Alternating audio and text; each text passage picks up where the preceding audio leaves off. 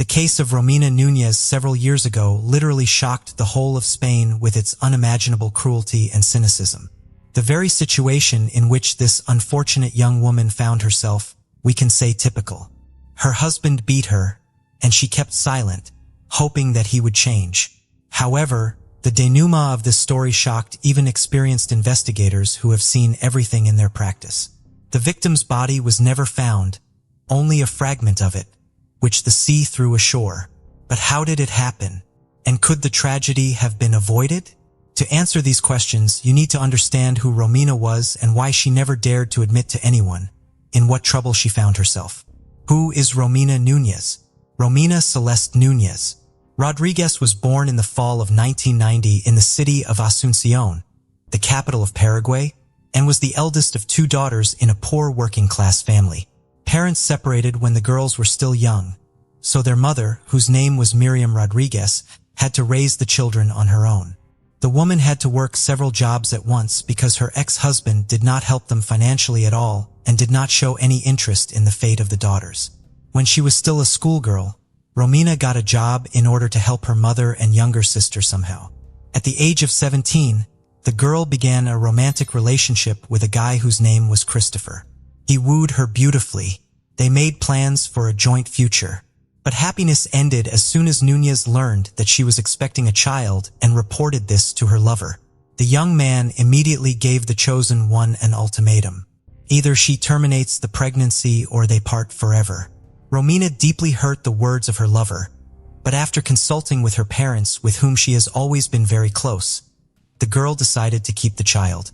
Most of all, she feared that having had an abortion at such a young age will never be able to become a mother again, so there was only one way out. Christopher kept his word. He broke off all relations with the girl and was never interested in her fate and the fate of his child. Romina, at the age of 18, gave birth to a son whom she named Lucas. However, with the advent of a baby in the family and so deplorable financial situation worsened even more, money is catastrophically lacking. And mother Romina had to now support and grandson moving to Spain. Romina, depressed by the situation, she wanted to somehow correct the situation and help her family, but find a decent job with good pay in Paraguay. She still could not manage.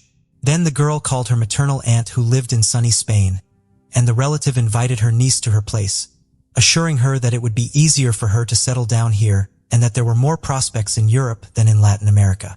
Not thinking long, the girl packed only the most necessary things, and having earned an airplane ticket to Spain, went on the road. She left her 2-year-old son in the care of her mother and sister for a while, deciding that she would pick him up as soon as she found a new place to live and a stable job. In the late summer of 2010, Romina flew to Madrid and from there traveled to its suburbs, the provincial town of Alcobendas, where she settled in the house of her aunt. Romina immediately actively began to look for work, and she smiled at her luck. Attractive and sociable beauty got a job as an administrator in a hotel where she received a decent salary. Part of the money she sent home and for the rest rented a separate apartment so as not to embarrass hospitable relatives. Soon, Nunes met a man named Javier with whom she had a stormy romance. The favorite a few years ago, just like her, emigrated to Europe in search of happiness and a better life. He was a native of the Republic of El Salvador, worked in construction, and seemed to be a serious man. However, when the girl became pregnant, the situation repeated itself. Javier was not ready for the appearance of children, but nevertheless, the couple tried to live together for a while. Unfortunately, soon after the birth of their common son, they finally broke up.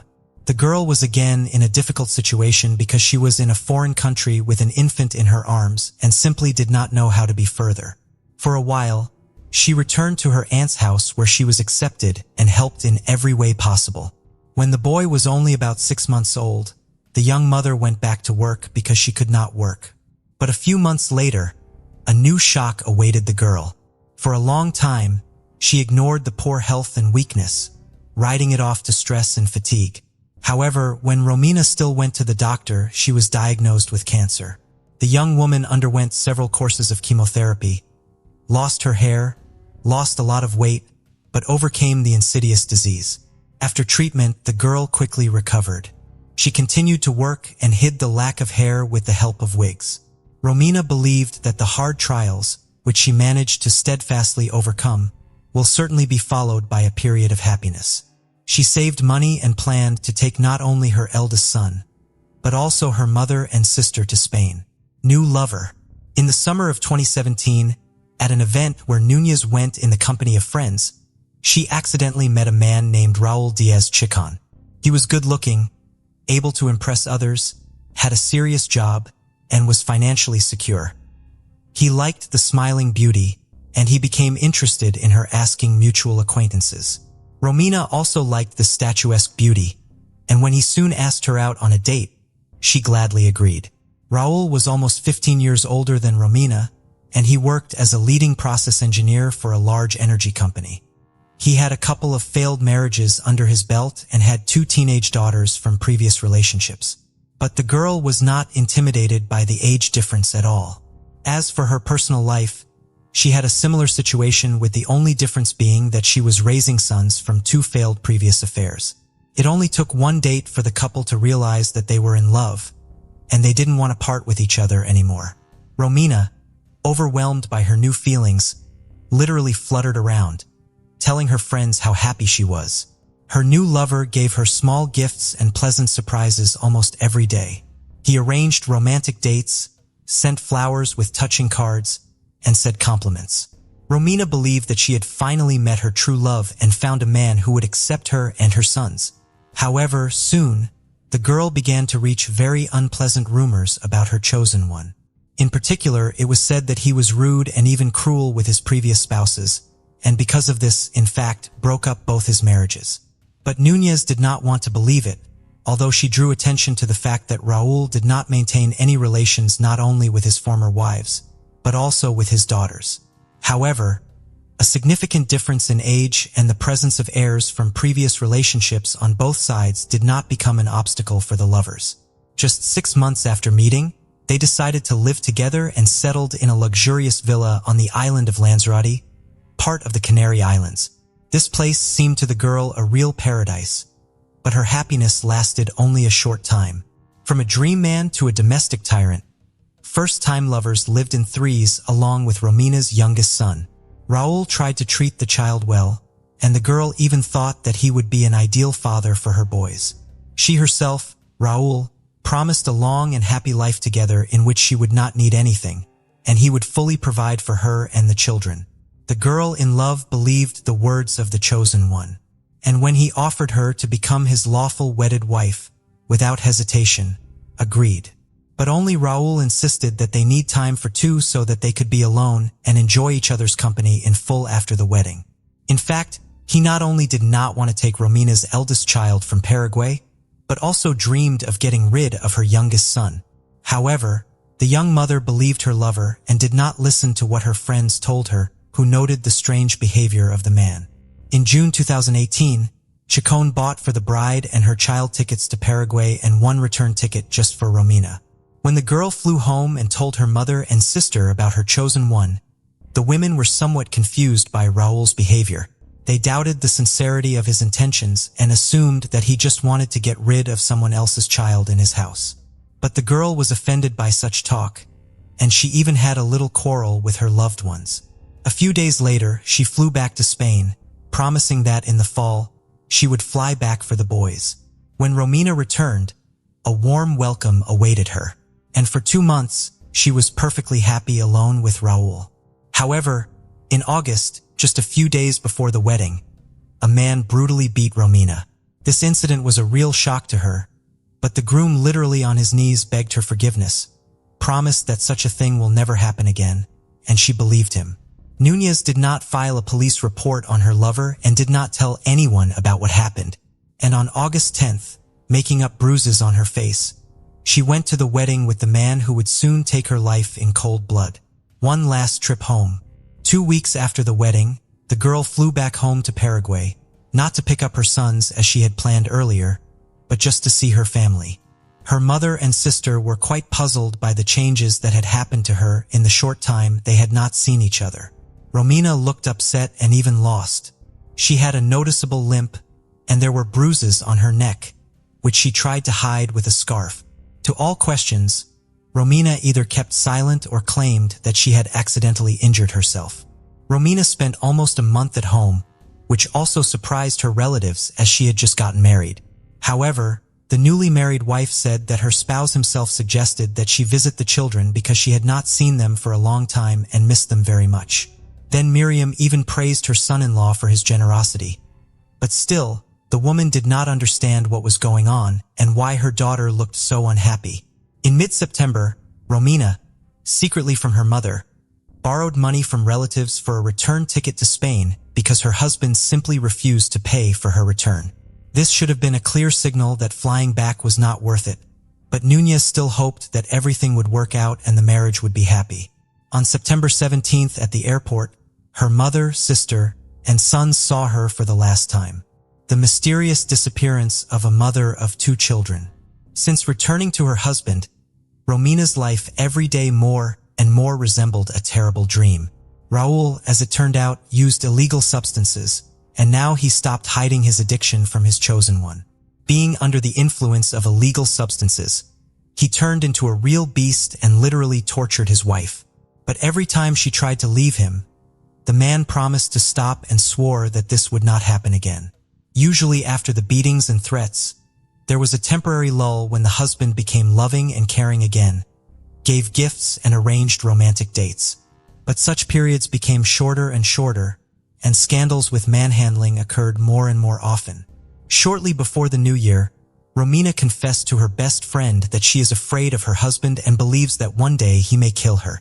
On December 29th, Raul again beat his wife, so much so that she was forced to seek medical help. The hospital suspected something wrong and wanted to call the police to record the fact of beating. But at that moment, her husband appeared in the department and said that Romina had fallen herself, and there was no need to involve law enforcers.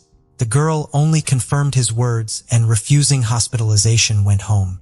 On January 1st, 2019, Miriam, Romina's mother, tried to call her daughter several times, but she did not pick up the phone. Then the woman dialed her spouse's number to find out what was wrong, but there was no answer either. After several days of silence, the mother-in-law sent Raul a message in which she wrote that she was going to go to the police. This time, the son-in-law reacted instantly and called back, saying that he and Romina quarreled on December 31st, after which she packed her things and left him. The man assured that everything is fine. Soon, the wife will cool down and return because before, according to him, this has already happened. But Romina's mother was not convinced by the words of her son-in-law. She felt that something had happened to her daughter and insisted that Raul went to the police. Only on January 8th, under pressure from relatives of the wife, Raul still filed a report on the disappearance of his wife. However, this time he told a slightly different story, adding that after the quarrel, his wife had taken his money, and he thought that Romina might have flown to Paraguay to visit the children, so he was not particularly worried until his mother-in-law called him yesterday. What is Raul hiding? Raul was constantly confused in his testimony and contradicted himself, which caused a lot of questions and suspicions. Then the law enforcer seriously decided to take him seriously as well as to find out how the couple's life had been. Having questioned friends and relatives, they realized that not everything was not smooth in this marriage. Romina repeatedly complained to loved ones about her husband's abuse, but never went into details, and others often noticed bruises and abrasions on her body. It was decided to put Ciccone under secret surveillance, and all his telephone conversations were tapped. But the man seemed to sense that he was being watched and for a long time behaved extremely cautiously, not giving any clues or reasons to suspect hospital on December 29th with signs of serious beatings and how her husband almost forcibly took her away from there, forbidding her to go to the police. And a few months earlier, Romina did file a domestic violence report, but withdrew it the next day. A week later, Raul calmed down a bit, and in a telephone conversation with his relative who worked in the police blurted out that his wife was no longer alive, but her body would never be found. This was a good reason for the man's arrest as the main suspect in the case and his detailed interrogation at the station. The suspect's version of events, according to Raul, his wife had had too much to drink on New Year's Eve and began to scandalize him, demanding that he immediately move her children into their home. And when he said he was not ready for that, She threw a tantrum, started fighting and throwing at him everything she could get her hands on. Then the man allegedly left the house for a couple hours until everything settled down. And when he returned, he found Romina in the bathtub without signs of life. According to his version, the woman suffocated because she was very drunk, but he was afraid that he might be suspected of involvement in her death or even accused of murder. So Raul decided to remove all traces and then report her disappearance. But the way he admitted he had disposed of the body shocked everyone. Sacombe said that he decided to burn the woman's body on a barbecue in the courtyard. And since they lived in a luxury complex with a large surrounding area, the neighbors could not see what he was doing outside his house and could not smell the odor produced by the burning of human flesh. However, Raul miscalculated because the barbecue did not work on the principle of a crematorium, and in a few hours the remains were not burned. Then he took them out of the fire, divided into parts, packed in different bags, and a couple of days later rented a car, which took the dismembered body in the wild and deserted part of the island where he threw into the sea from the rocks. The search for the body and evidence police spent weeks combing the shoreline in and around the areas where Raul said he dumped bags of his wife's remains. Divers were also involved in the search for body fragments on the bottom, aviation, and a considerable number of volunteers. But all efforts did not bring any results. Meanwhile, on January 16th, Romina's husband was formally charged with domestic violence as well as the murder of his wife. This came after his home was thoroughly searched using specialized equipment and luminol, which revealed numerous washed-up traces of blood in various rooms. It was also found that the man had been ordering caustic soda used to remove organic contaminants and paint from the internet. As it turned out, in one of the rooms on the second floor, he was so thoroughly mopping up a bloody stain on the flooring that he damaged it and decided to paint over it. According to the version of the investigation, it was in this room that the suspect dismembered the body of his spouse. Moreover, there on the floor was found a broken fragment of Romina's fingernail with traces of blood and Raul's epithelium, which could indicate that the victim was alive and resisted. Also in the bathroom, on the tiles on the wall, they found Romina's contact lens stuck on the wall, which could have gotten there from a strong blow to the face. Unfortunately, despite their best efforts, law enforcers were unable to find any remains. But at this point, the station received a call from a tourist who reported that a lung fragment had been thrown onto the beach. He could not say with certainty whether it belonged to a human or an animal, but having heard that a body was being searched for on the coast, decided to report his find to the police. Toward the February, an expert examination confirmed that the lung fragment found belonged to the missing Romina. Trial and conviction. Despite the evidence found in the results of the examination, Raul continued to insist on his innocence. He stuck to his initial theory that the woman had drowned herself in the bathtub while highly intoxicated. Although evidence found in the house indicated a fierce struggle, the man also said he did not use any implements or tools to dismember the body. He allegedly tried to burn it completely on a barbecue, and afterwards the remains, due to prolonged exposure to the fire, fell apart on their own, and he just put them in bags and took them away. Such a claim was untrue for several reasons. First, the body of the adult Romina could not have been placed on the fixture in his yard. Secondly, even after prolonged exposure to such temperatures, the bones could not become so fragile that they could fall apart without the use of tools. And in order to separate the lung from the body, it was necessary to open the chest, which could not be done with bare hands. The investigation failed to establish how exactly Raul took the life of his wife, but judging by the traces of struggle found in the house, it was suggested that he could beat her to death. There was also no doubt that Ciccone had dismembered her body in the very room where he later had to repaint the floor to cover the bloody traces. Raul's trial was delayed by the COVID pandemic, so the sessions were repeatedly postponed and rescheduled.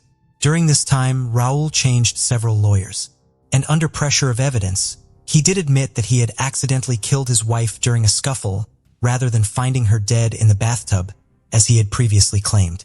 Nevertheless, he continued to insist that she was drunk and violent. It was not until June 2023 that the defendant was finally found guilty, except that the sentence Romina's loved ones considered too lenient. The man was sentenced to 12.5 years for involuntary manslaughter, 2 years for proven domestic violence, 1 year for causing serious bodily harm in December 2018 when Romina went to the hospital, as well as several months for abuse of the body.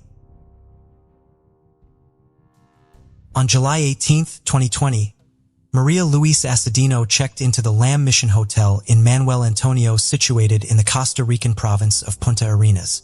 Accompanying her was her pet dog, Mafilda, a small canine she treated with utmost care like family. The initial day passed without any notable events. Maria Luisa spent time at the beach, dined out at a local restaurant, and enjoyed some drinks, typical activities for vacationers. The following day took a significantly different turn. At precisely 16:30, Maria Luisa requested a bottle of wine, mineral water, and 2 glasses to be delivered to her room. She didn't mention expecting any guests, which led everyone to assume she was planning to relax alone. Throughout the afternoon and evening, there were no recorded movements from her room. By July 20th, hotel staff tried to contact her, but got no response. A staff member who had spoken to Maria Luisa earlier revealed that she mentioned living alone due to a recent separation from her partner and was traveling solely with Mafilda. She also mentioned that the ongoing pandemic had adversely affected her mental health and stressed her need for a break. With these factors in mind and their inability to reach her, hotel staff decided it was necessary to perform a routine safety check. They found the main door locked from the inside and then approached the emergency exit door leading to the patio, an exit specifically designed for guests with pets. This door was partially open when they approached it. Upon entering the room through this exit, they were immediately confronted with an unpleasant odor and visible bloodstains in several areas. Mafilda was discovered alive, but visibly frightened in a corner of the room and avoided contact with staff members, likely due to trauma or fear. On the bed lay a motionless figure wrapped in a sheet. It was the lifeless body of Maria Luisa Acadino. Maria Luisa Acadino was a respected anesthesiologist, highly esteemed in her field. At 43 years old, she served as the head of the Department of Anesthesiology and Rehabilitation at Sima Hospital in Escazú. Her colleagues adored her for her unwavering dedication to her profession, especially during the early stages of the pandemic when she worked tirelessly to help patients through challenging times. Maria Luisa, as a dedicated medical professional, offered significant support to her loved ones. She arranged health insurance, coordinated medical appointments, and played a crucial role for the Acadino family. Always willing to assist whenever necessary, Maria Luisa's parents lived in Fortuna, San Carlos. This distance made it difficult for her to be with them all the time. Her friends described her as a strong, intelligent, and friendly woman who had a zest for traveling both within Costa Rica and abroad. Her impeccable reputation was well known. The news of her tragic death shocked Costa Rica and her family members deeply. How could anyone have ill intentions towards someone like Maria Luisa? The mystery surrounding this case began immediately after staff discovered her lifeless body. The crime scene was not only disturbing due to the violence inflicted upon Maria Luisa, but also because of the complexities that arose once her rented hotel room was accessed. Exploring the details found in this case starts by looking at the hotel room in Costa Rica. Let's begin with access protocols. Similar to many hotels globally, this establishment kept records of magnetic key usage in guest rooms. Each card entry is logged along with its associated code. This makes it possible to identify if it was a guest or hotel employee. In Maria Luisa's case, no unauthorized key accesses were recorded. Only her own entries were noted from the previous night onwards, indicating no subsequent entries until she was found. Yet there was another potential entry point, a sliding glass door at the rear side of the room, which could only be locked from inside. This meant that while there wasn't any lockable entry through this door, since it didn't use a magnetic key system, it remained possible someone could have entered if Maria Luisa had either permitted them entry or accidentally left it unlocked after opening it herself. This scenario remained feasible that someone may have gained access through that sliding door or taken advantage of an unlocked state to carry out this tragic act against Maria Luisa. After finding the body, hotel staff quickly called the police. When authorities examined the scene, they swiftly determined that Maria Luisa Acadino had been murdered. Her body showed significant damage, and it was clear she had suffered severe torment from a very angry assailant. Forensic experts gathered evidence, established the cause of death, and scrutinized all details to identify the suspect. Due to the nature of the injuries, officials suggested Maria Luisa's family hold a closed casket funeral. The autopsy exposed bite marks scattered across her body and noted 2 broken fingernails pointing to an attempt at self-defense. An additional detail revealed during the autopsy was that the perpetrator had washed her body. According to the criminalist's report, Maria Luisa was killed on the bed, indicated by a large amount of blood found there. Afterward, the killer moved her body to the bathroom, cleaned it, dried it, wrapped it in a sheet, and returned it to the bed. Despite attempts to remove evidence, blood traces were abundant, covering floors, walls, curtains, and bed linens, highlighting the brutality of the attack. Experts took numerous photographs and collected every piece of physical evidence before proceeding with a thorough autopsy. The police started questioning hotel staff and guests to gather more clues. Given how ferocious this attack was likely conducted, it's probable Maria Luisa screamed loudly and her dog barked loudly. However, no one reported hearing anything that night. The hotel had minimal occupancy due to pandemic lockdowns, but still had some staff members, including owner Harry Bowden and his husband, Dano. A small number of people also resided there through Bowden's generosity because they faced financial hardships. In Maria Luisa's room were a bottle of wine and 2 glasses.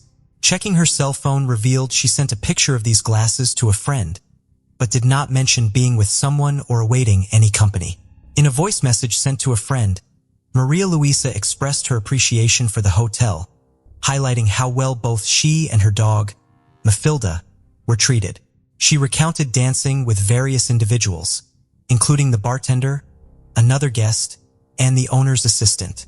Despite acknowledging the hotel's somewhat rundown condition and understaffed situation, she still had a fondness for it. Friends and relatives observed that Maria Luisa often ordered 2 glasses when by herself, one for alcohol and another for water, indicating she likely wasn't expecting company. This observation led to the hypothesis that the attacker was someone who had seen Maria Luisa at the hotel and noticed an open back door before attacking her. However, the extreme brutality involved in the attack suggested a deeper personal animosity.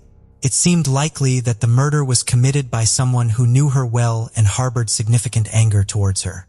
Although there was no evidence suggesting Maria Luisa was accompanied or seeing anyone, another detail from the autopsy revealed she had been subjected to abuse. Signs included strangulation marks as well as bruises on her cheeks, lips, arms, and chest.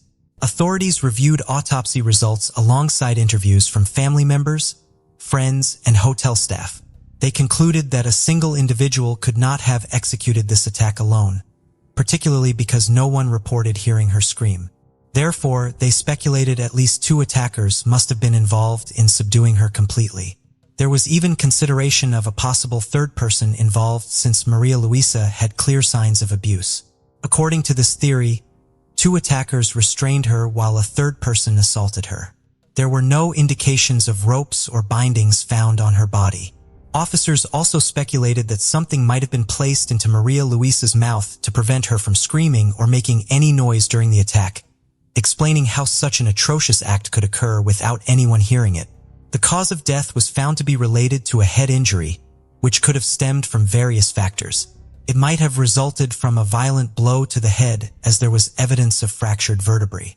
Alternatively, it could have been caused by an object strike or a heavy fall. Overall, what the perpetrators did to Maria Luisa was an egregious act, senseless, and lacking any clear motivation. The first suspect was identified quickly due to numerous fresh wounds on his body, resembling scratches and bruises indicative of self-defense efforts. This suspect turned out to be Tor Era Martinez, an exotic dancer performing at the city's nightclubs who had been staying at the hotel during the incident. He was detained while connections to the case were explored. His footprints matched those found at the crime scene, particularly in front of the bed on the black porcelain floor. Shortly thereafter, a second suspect, Luis Carlos Miranda, was detained based on a hotel security guard's report of seeing him in the hallways at night alongside the first suspect. Following Torreira's arrest, Luis Carlos was interrogated for any potential linkage to the crime. Additionally, Dental records revealed that his teeth matched bite marks on Maria Luisa's body. Testimonies from hotel staff noted that Maria Luisa had casual interactions with both Luis Carlos and Herrera, not as friends or acquaintances, but merely exchanging greetings in passing. This may have occurred because there were only a few guests in the hotel at that time, leading them to encounter each other multiple times.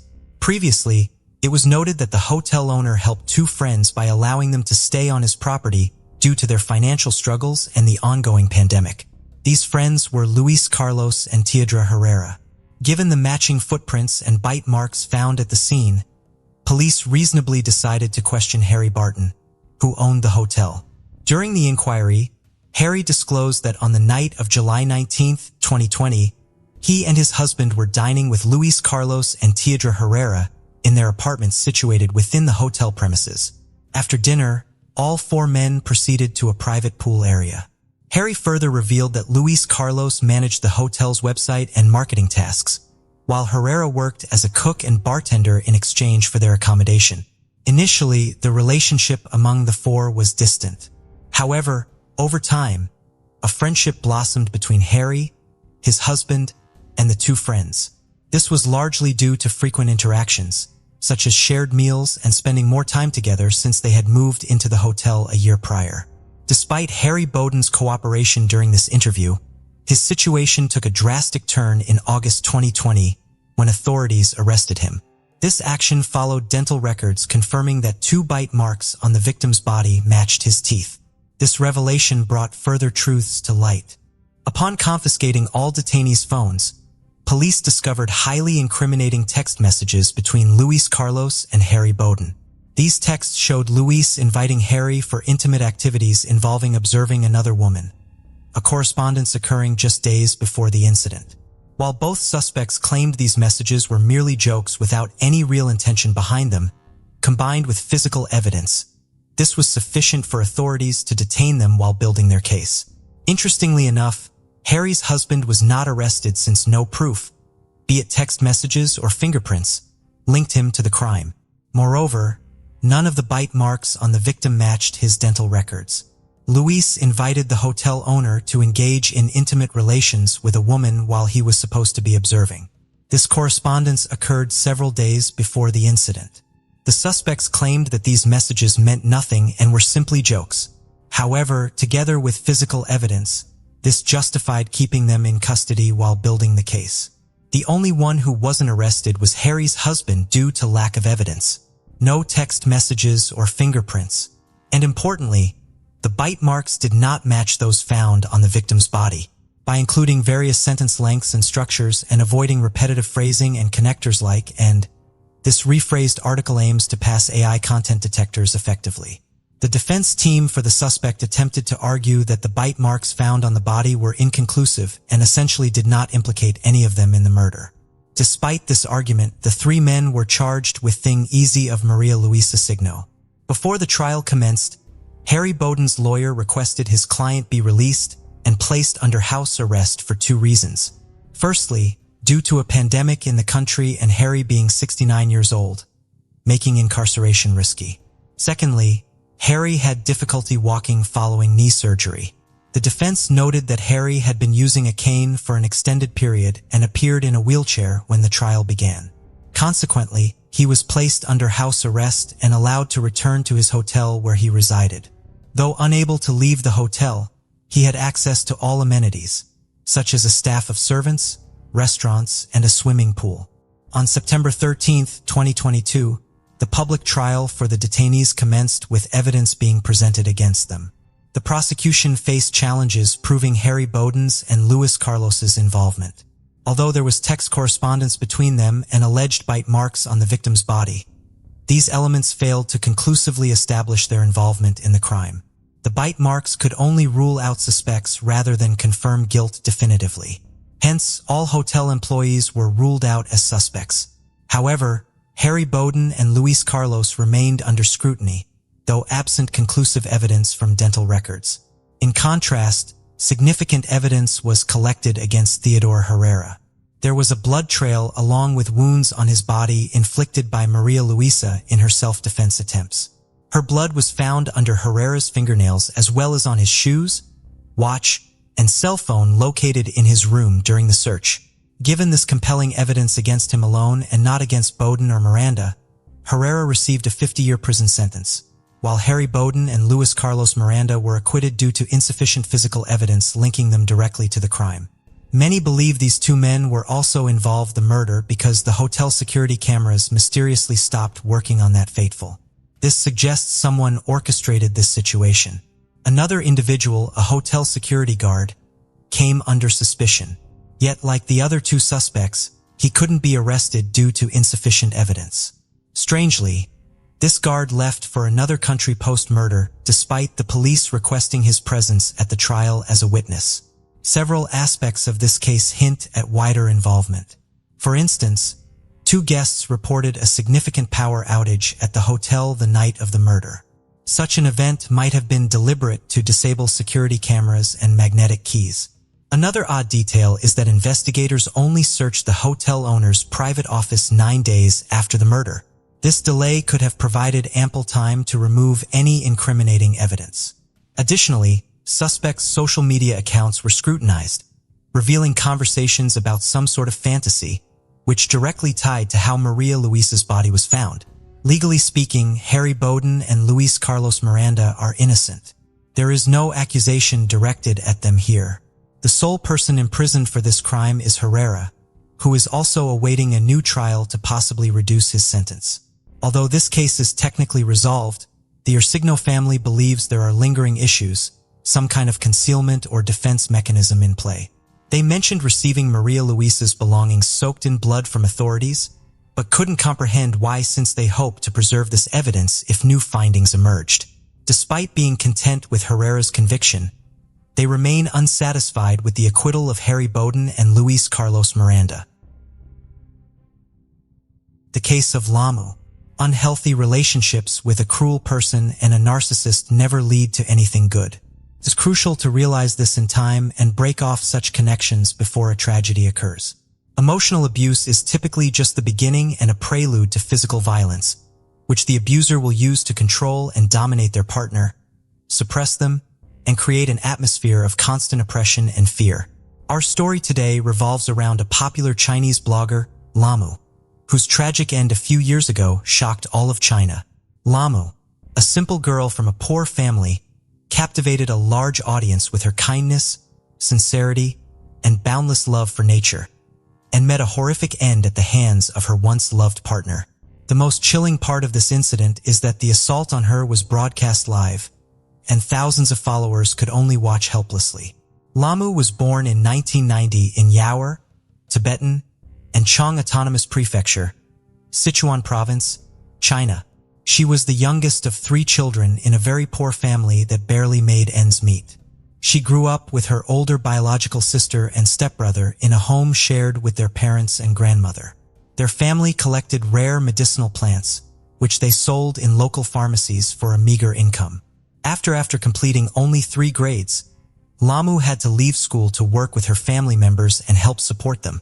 Along with the adults, she climbed high into the mountains, where, at certain times and in special places, they could find the rarest herbs and flowers with healing properties. Lamu was well versed in these plants and had a sincere love for nature, admiring its beauty and generosity and drawing strength and inspiration from the mountains. As social media popularity grew, she created her own account on a Chinese equivalent of TikTok. There, Lamu posted short videos showcasing her daily life, household activities, and the beauty of her native province. She called herself a mountain girl and had a deep affection for her work. Unlike many bloggers, she was not chasing fame. Fame found her. Her audience adored Lamu for her smile, purity, and almost childlike spontaneity. She never prepared content in advance, speaking her mind and feelings, and sometimes singing folk songs while showcasing the mountain landscapes. Lamu never used makeup or filters. Her hands and feet bore calluses, scratches, and scars, visibly evidencing the hard and long labor behind them. Gradually, Lamu's subscriber count grew, and not only locals but also tourists visiting the area began to recognize her. They referred to the blogger as that sweet mountain girl, offered warm words, expressed gratitude for her work, and asked for photos. Lamu was not proud of her fame, but she was delighted that her activities resonated with the audience and brought joy to others. In her youth, Lamu constantly went to the mountains with her parents and older sister. But as her sister grew up, got married, and moved to another province, and her parents, due to age, could no longer climb high or for long, Lamu took on all the work herself. She detailed to her followers the flora of the local area, explaining which specific flowers and herbs had what properties, how to collect them, and how to use them as food without accidentally harming the body. During certain seasons, Lamu could spend several weeks alone in the mountains gathering medicinal plants. She showed how she set up camps for the night, cooked her meals over a campfire, shared local legends and beliefs, and returned with a large and heavy backpack that seemed to weigh more than she did.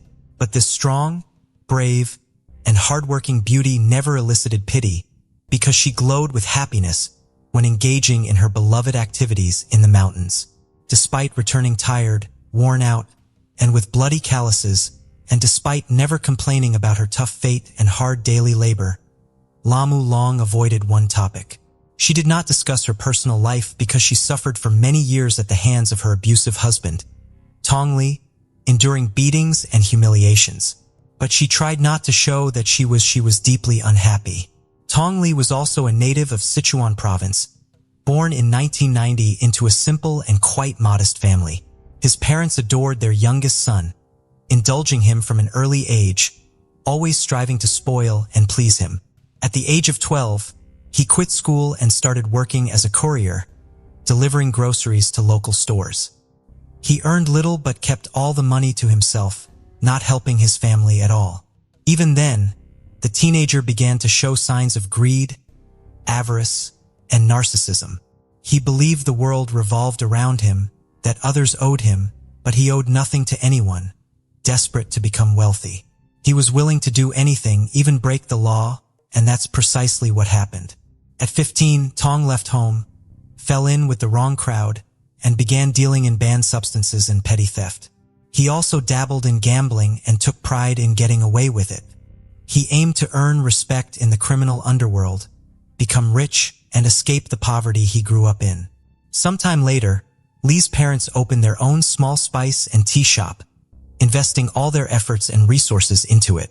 The business quickly took off, generating a decent income, and the family soon became well off by local standards. At that point, Tong decided to return home and offered to help expand and promote the family business. In reality, he just wanted to live off his relatives who worked hard daily. Tom considered himself successful and wealthy, spending money on personal luxuries, boasting to friends about his expensive items, and behaving selfishly, even claiming the store's success as his own. Meanwhile, he kept in touch with local criminals, maintaining a separate under-the-table business with them. First love. Tong and Lamu met when they were just 17. The young man was so enchanted by her beauty, kindness, and sincerity that he was head over heels in love. He courted her earnestly, giving gifts, and it seemed he was ready to change for her, become more mature and serious, and cut ties with the criminal world. The young and naive Lamu quickly fell for his charms, believing she had met her Prince Charming with whom she would be happy. No one had ever courted her so diligently before, and no one had tried so hard to win her over. Soon, the young couple developed a romantic relationship that lasted almost 2 years before they decided to make it official. As soon as Tong turned 19, he proposed to his beloved, who eagerly accepted. However, their parents were not thrilled about their decision to marry. They tried to dissuade the young couple, believing they were too young to start a family. But the young lovers wouldn't listen to anyone. In February 2009, they got married, and the newlywed wife moved into her mother-in-law's house, Lamu's personal hell. Initially, married life seemed quite blissful. Tong tried to be a good husband, left behind his bad influences and gambling, focusing on his young wife and the family business. Lamu took on almost all the household duties and also helped her beloved's parents in their shop. However, it wasn't long before her husband started disappearing with his old friends again. He returned to his unlawful activities, frequently consumed alcohol, and his behavior towards his wife drastically changed. Tong was no longer the gentle, kind, and caring man Lamu had fallen in love with a few years earlier. He became crude, self-centered, and aggressive. He took a portion of the store's earnings from a business where all the family members worked except for him, claiming it as his share, and spent all the money on his own needs, entertainments, and pleasures. The couple started arguing frequently. Lamu tried to reason with her husband, urging him to get his act together, work honestly, quit drinking, and stop associating with people from the criminal world. But Tong wouldn't listen to either his wife or his mother, believing no one had the right to tell him what to do. According to his parents' recollections, conflicts in their home became a daily occurrence. The situation didn't change even when Lamu became pregnant. Her husband continued to vanish with his friends, and when he returned home, he was rough and aggressive. He was annoyed that his wife was now more focused on herself and their future child. He himself, like a child, demanded attention, and during one disagreement, he raised his hand to her for the first time. Lamu was shocked by her husband's action and declared she would return to her parents' home, as she refused to tolerate such treatment. At that moment, her mother-in-law, who had unintentionally witnessed the incident, intervened. She approached her son and slapped him twice, telling him he had no right to treat the mother of his future child that way. Afterwards, the woman convinced her daughter-in-law to stay, promising that it would not happen again. Lamu believed her and decided to give her husband another chance, a decision she would bitterly regret as it was just the beginning of a real nightmare. From then on, Tong regularly became physically abusive, only to apologize afterward, crying and begging her not to leave him. Each time, Lamu wanted to believe he had come to his senses and would genuinely change. But the cycle repeated over and over. When she finally decided to leave her husband, he threatened to take their son away and do something terrible to her and her parents. Frightened, the young mother stayed, fearing he would carry out his threats. From then on, their child became his main tool for manipulation and blackmail. Lamu told none of her relatives about the nightmare unfolding in her husband's home. Even her older sister, with whom she had been very close since childhood, suspected nothing. In 2012, after a long and severe illness, Lamu's mother passed away, which was a huge shock for her. Her elderly father and grandmother were left virtually helpless, and she found herself literally living between two homes, managing to maintain order, cook, and help with the household chores everywhere. Meanwhile, Lamu continued to regularly climb the mountains for herbs to financially support both families. Only in the mountains, amidst the hard work, paradoxically, could she rest, be alone with her thoughts, stay, and breathe freely without fear of her disgruntled husband coming home, causing a scene and hitting her again. In 2017, the woman gave birth to a second son. Relations with her husband remained strained, and her mother-in-law had long stopped trying to intervene on her daughter-in-law's behalf, though she took on all the care of the grandchildren when Lamu went to work in the mountains. Around the same time, Lamu created her account on Douyin, Chinese TikTok, where she started posting short videos showcasing the local beauty, discussing various flowers and herbs, their medicinal properties, and how to use them. Engaging with her audience became the outlet Lamu desperately needed to keep from going insane. Sometimes she quietly sang songs for her followers and sometimes danced against the backdrop of mountain ridges. She always appeared happy, smiling genuinely, and never once complained to her audience about her difficult fate or mentioned the domestic violence she regularly endured. In 2019, Lamu's beloved grandmother passed away, and the blogger posted a video for the first time where she was crying, expressing her deep pain over losing a family member. Her numerous followers sincerely supported her, unlike her husband, who instead of showing sympathy became furious and struck her face because she was sobbing.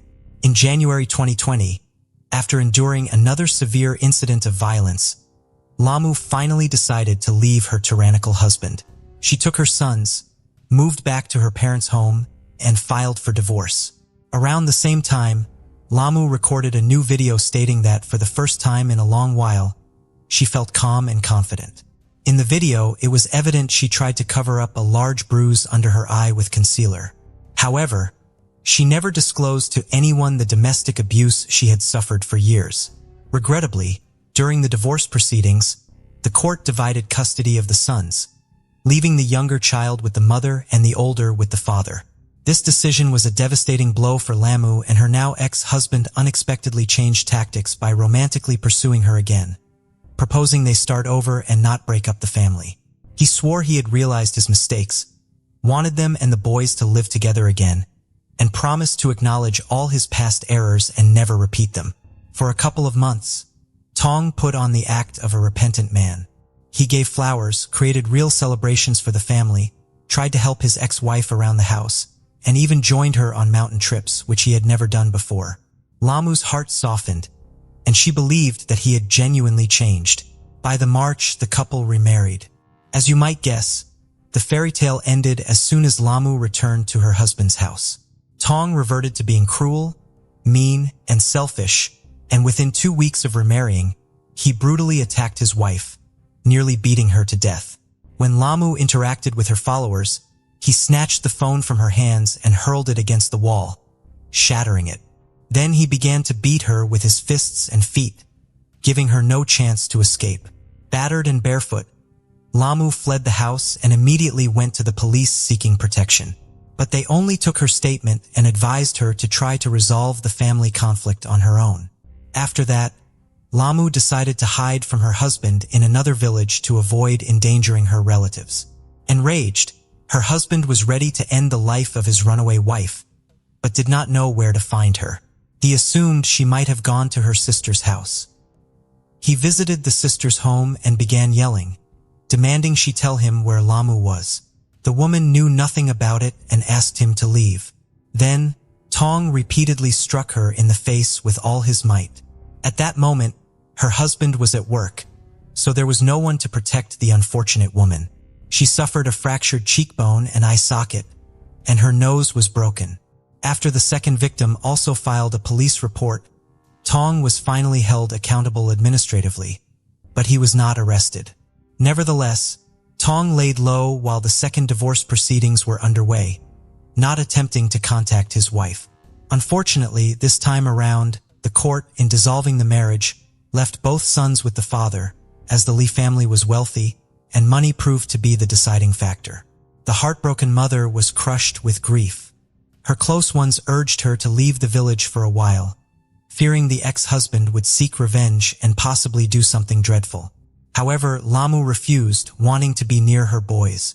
3 weeks after the second divorce, Lamu went to the mountains, where she recorded a video of herself singing and dancing. Apparently, this was her way of trying to relieve stress, but her ex-husband interpreted it as her celebrating their separation, which blinded him with rage. On the evening of September 14, 2020, around 8, Lamu started a live stream to chat with her followers. She was dressed in a traditional Tibetan outfit, softly singing folk songs. She put a finger to her lips, whispering that they needed to be quiet because her father and visiting stepbrother were already asleep, while she prepared breakfast treats for them. At that moment, a terrible noise erupted off camera, as if someone had kicked the door in. The blogger turned pale, frozen in fear, her eyes wide with horror. She stared at the person entering, then suddenly jumped up, clearly trying to escape. The tripod with her smartphone fell camera down, but the broadcast continued.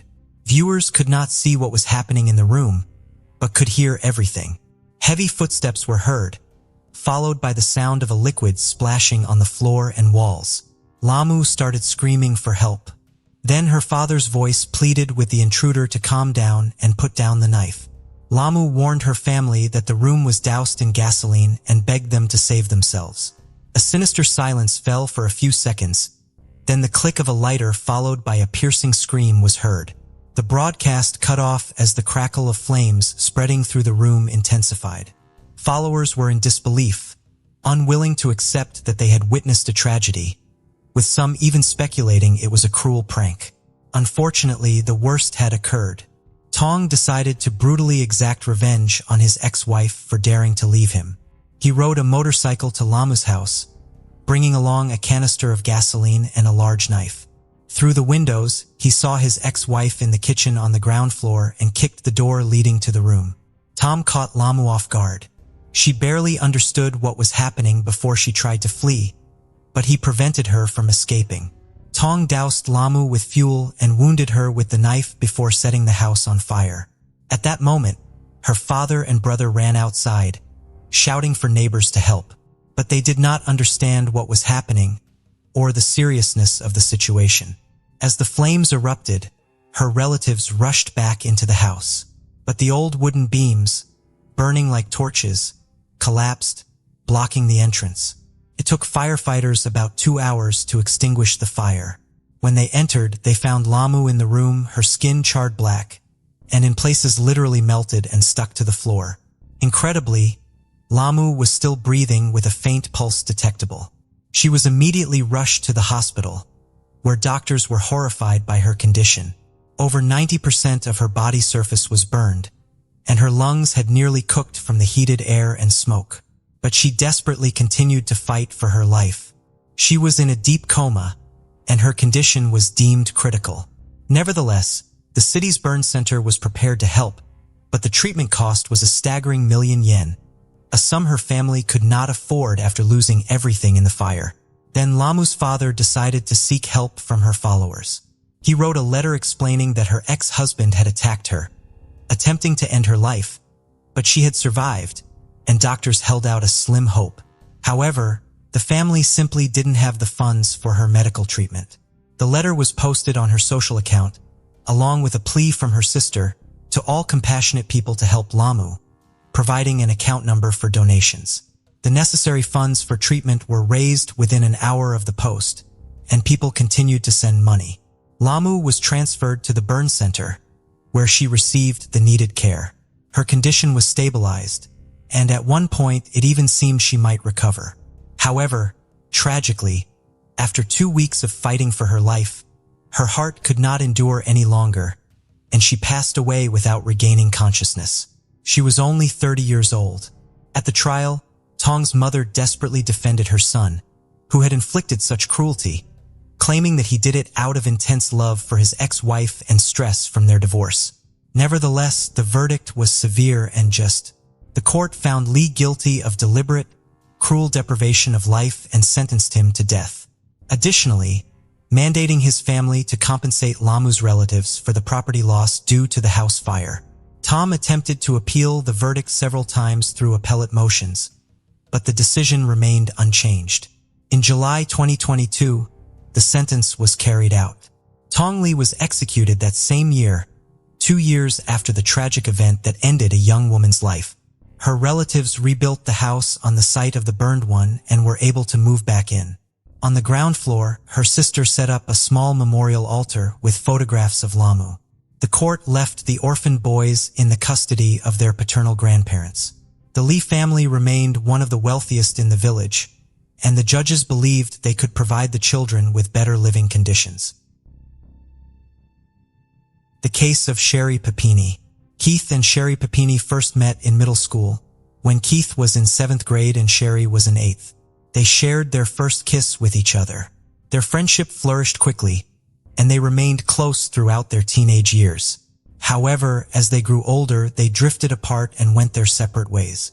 Years later, Sherri married another man in February 2006, but the marriage was short-lived, lasting only 2 years. After her divorce, Sherri found herself single again. Then, by chance, she ran into Keith, and the spark between them was immediately rekindled.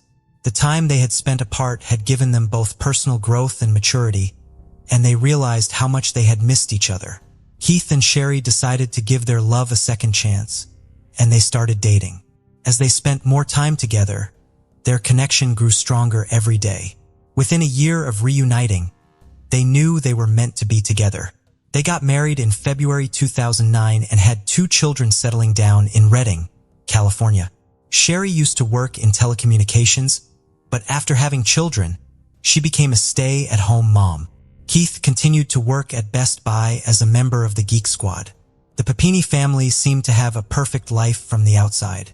However, on November 2, 2016, Keith's world was turned upside down when he came home to find his wife, Sherri, missing.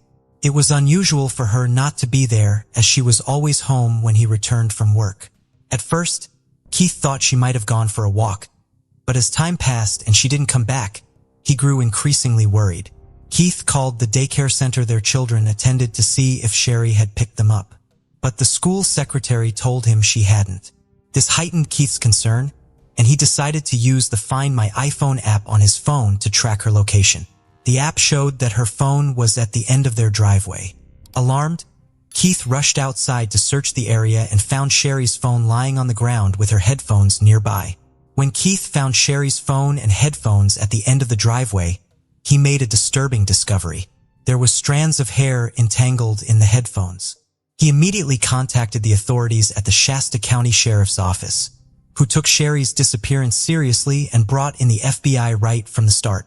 Keith was desperate to find Sherri and get her back safely. To do this, he knew it was crucial to get her name and face out to the public. So he spoke to the media, hoping to generate support and assistance in finding her.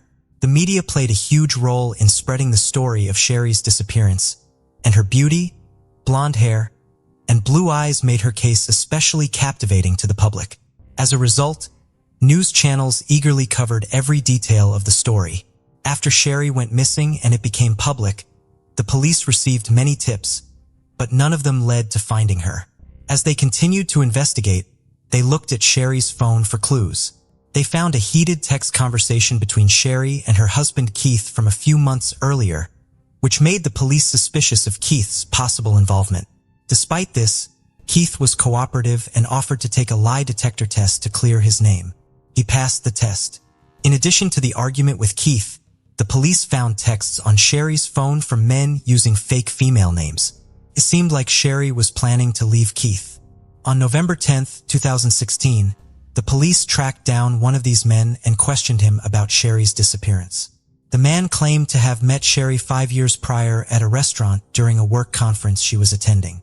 Although he said he didn't know her current whereabouts, he shared some information about her relationship with her husband Keith. According to the man, Sherri did not respect Keith and was even fearful of him. He alleged that Keith was violent and abusive, often locking Sherri up in their home. After a tip from a man who knew Sherri, claiming that her husband Keith was abusive, the police launched an investigation.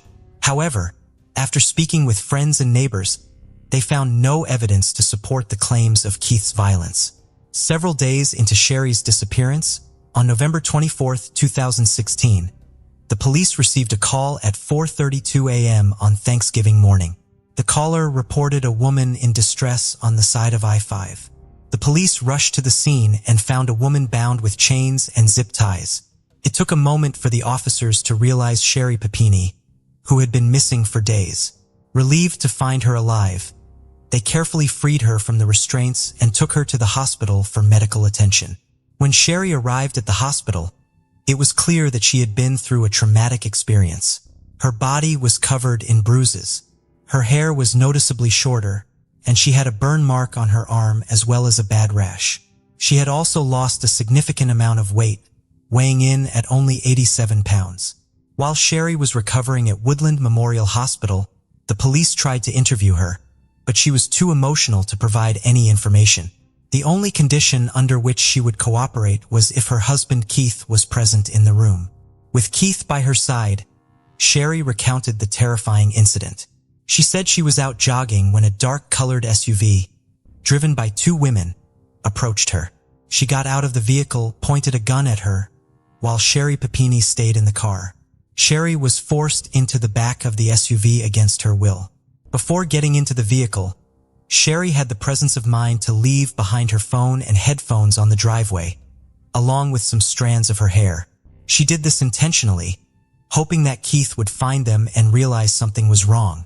Sherri shared the details of her abduction with the police and her husband Keith. During the journey, she kept dozing off in the back of the SUV, making it difficult for her to keep track of time. The two women had wrapped something around her face, preventing her from seeing her surroundings. They told her that she was being kidnapped because a man wanted to buy her, and she was being taken to meet him. However, They refused to reveal the man's identity or location. Sherri was terrified and worried about her fate, unsure of where she was being taken or what would happen to her during her captivity. She also claimed to have been physically abused by one of the women who frequently hit her, leaving her with multiple injuries.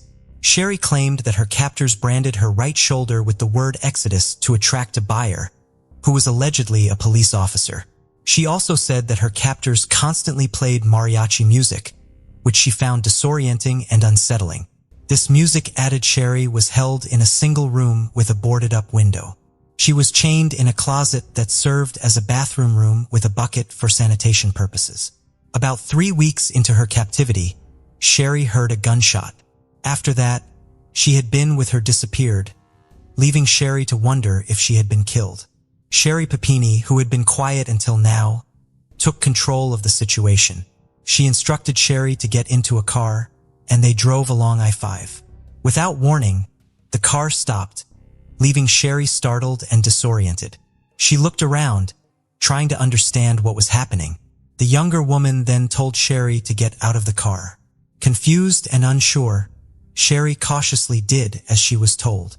As Sherri exited the car, she felt a mix of fear and excitement.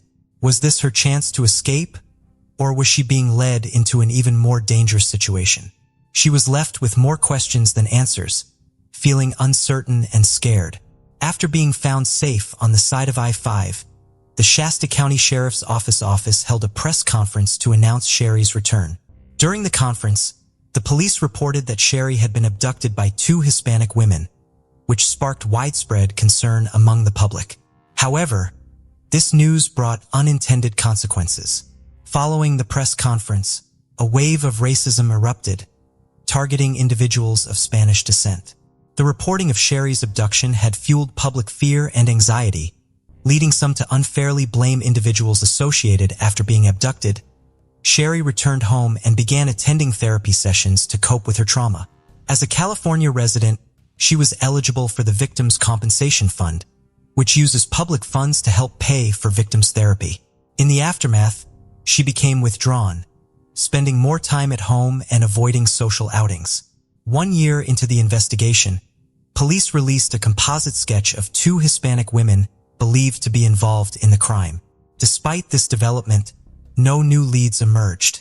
The police also revealed that they had found male DNA on Sherri's underwear, which did not match her husband Keith's DNA. 2 years passed with no matches on the male DNA, and the case remained unsolved. However, in 2020, a long-awaited breakthrough finally occurred. The police working on Sherri's case decided to try a new approach to find the owner of the unknown DNA. They used a technique called familial DNA, which compares the DNA profile to potential relatives of the donor. This method is commonly used in criminal investigations to analyze DNA evidence and identify possible family members of a suspect. By looking at specific genetic traits shared among family members, investigators can create a shorter list of potential suspects and explore possible family connections. In the Sherri Papini case, the police were surprised to discover that the DNA found in her underwear matched a close relative of James Reyes, her ex-boyfriend. This new information raised many questions and became a crucial moment in the investigation. The police suspected Sherri's ex-boyfriend, James Reyes, of being involved in her abduction. To investigate, they collected a soda bottle from his trash in June 2020 and sent it to a forensic lab for DNA testing. A month later, the lab results showed a match between James's DNA and the DNA found on Sherri's underwear the day she was discovered. With this new evidence, the police went to James's home in Costa Mesa, California, where he worked at a sports shop to ask him about Sherri's case. James told the police that he had dated Sherri about 10 years prior, and the last time he saw her was a year after they broke up. He claimed to have only heard about her disappearance and safe return through rumors. During the police interview, James initially denied any involvement in Sherri's kidnapping. However, as the conversation progressed, he revealed that he was still close friends with Sherri despite their breakup 10 years prior. Although James admitted to playing a role in her disappearance, he claimed he didn't kidnap her. Instead, he insisted he was merely assisting a friend in need. James reported to the police that Sherri reached out to him for help, claiming she needed to escape her abusive husband, Keith. On November 2, 2016, James told police that a friend had lent him a car, which he used the next day to pick up Sherri. According to James, Sherri hid in the back seat of the car, lying down during the drive to Costa Mesa. During her stay at James's house, Sherri mostly stayed in her room, only coming out to help with chores like cleaning and cooking. She even boarded up the bedroom window, as she wanted to feel secure with the door closed. James noticed that Sherri was intentionally trying to lose weight by barely eating. Sherri asked James to help her harm herself, including hitting herself to create bruises. James was uncomfortable with this request, but he still agreed to help her, even going so far as to shoot a hockey puck off her knee at her request. Despite his reservations, James participated in these harmful activities with Sherri. James confessed to branding Sherri with the word Exodus on her right shoulder using a wood-burning tool they had bought from Hobby Lobby. Before Sherri left his house, she asked James to get chains and zip ties, which he used to bind her securely before driving her to Redding, California. During the drive, Sherri told James to stop the car, which he did, and she escaped. When questioned by the police, James denied knowing anything about the two Hispanic women Sherri claimed had abducted her. However, when the police searched James's house, they were shocked to find that several rooms matched the descriptions Sherri had given of the place where she was held captive. Specifically, James' bedroom and closet exactly matched a drawing Sherri had made for the police, detailing the layout of the rooms she had been confined to. The police discovered a striking similarity between a table at James's house and the one Sherri described in her initial interviews. They decided to bring Sherri and Keith in for another interview at the police station. The police had accumulated substantial evidence that led them to believe Sherri had faked her own abduction. They intended to confront her with their findings during the interview. Before revealing the truth, they asked Sherri if she wanted Keith to leave the room. Sherri remained silent. The police then decided to leave the couple alone for a few minutes. During this time, Sherri approached Keith and confessed that she didn't want the police to find the Hispanic woman who had supposedly abducted her. She felt indebted to this woman for sparing her life. Sherri refused to press charges against the woman who attacked her. Keith listened to her reasons, but he was skeptical and worried.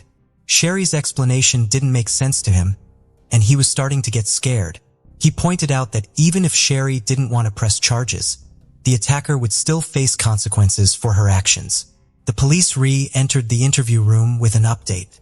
They had found a familial DNA match for the male DNA on Sherri's clothing, and it led them to James Reyes, Sherri's ex-boyfriend. When Keith heard the name, he had a visceral reaction. He knew James as Sherri's ex. The police told Sherri and Keith that James Reyes, Sherri's ex-boyfriend, had passed a lie detector test. They suspected that Sherri had faked her own kidnapping and claimed to have evidence to support James's version of events. The police told Sherri that they believed her significant weight loss during her disappearance was intentional, as she had chosen to eat very little. They also suggested that the rash on her arm was caused by the cleaning products she had used at James's house. Furthermore, the police alleged that James had used a wooden tool bought from Hobby Lobby to brand Sherri. They also claimed that Sherri's broken nose was self-inflicted, caused by hitting herself with a hockey stick. Despite the mounting evidence against her, Sherri remained calm and pretended not to understand what the police were talking about. Sherri Papini claimed to have not seen her ex-boyfriend James in years, stating she last saw him at his brother's funeral in Southern California. However, the police knew she was lying because James had provided them with information about her disappearance that only someone close to her would know. On March 3, 2022, the FBI arrested Sherri on charges of lying to federal agents and faking her own abduction. 6 weeks later, she agreed to a plea deal, admitting to orchestrating her kidnapping. Sherri's lawyers requested a sentence of 1 month in prison, followed by 7 months of house arrest. However, the prosecution recommended an 18-month sentence. In September 2022, the judge sentenced Sherri to 18 months in prison and ordered her to pay a $300,000 fine. The judge doubted that Sherri would ever be able to pay the fine, saying it would take winning the lottery.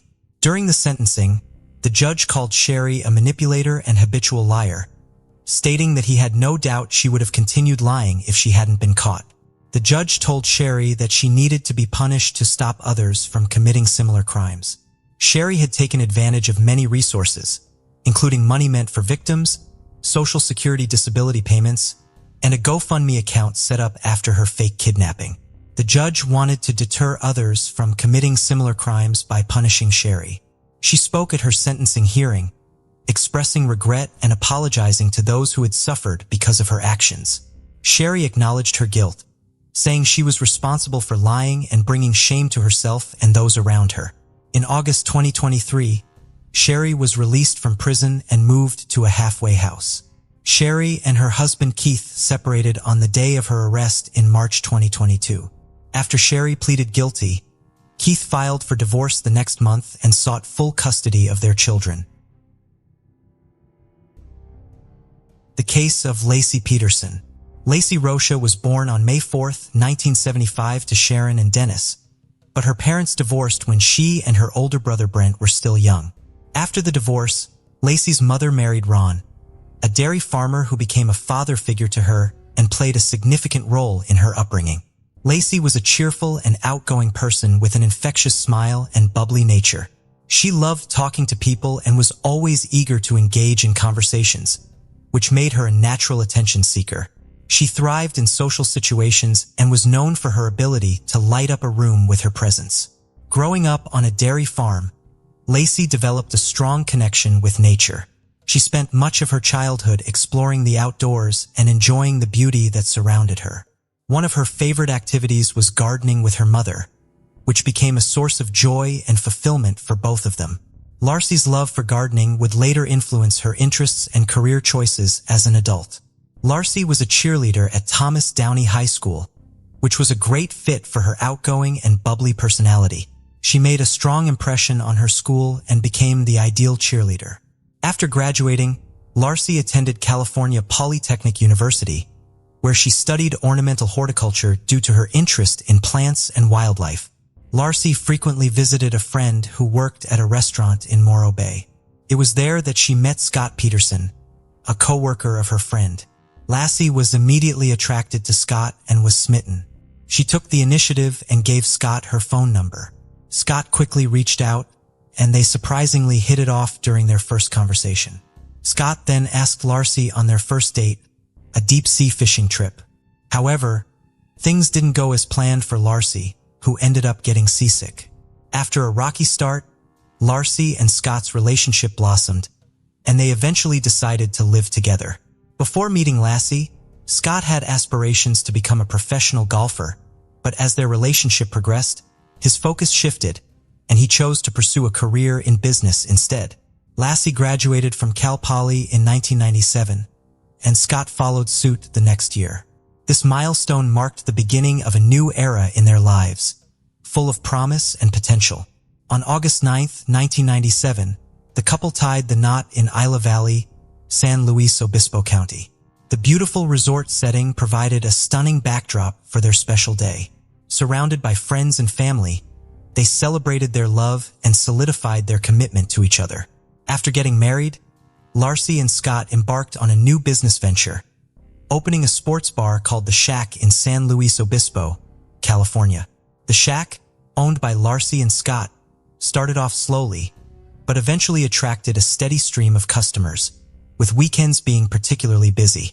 After several successful years, the couple decided to sell the bar in February, seeking new opportunities despite its stable income. Following the sale, they moved to Laci's hometown of Modesto, California, and purchased a 3-bedroom, 2-bathroom home in an upscale neighborhood in October 2000.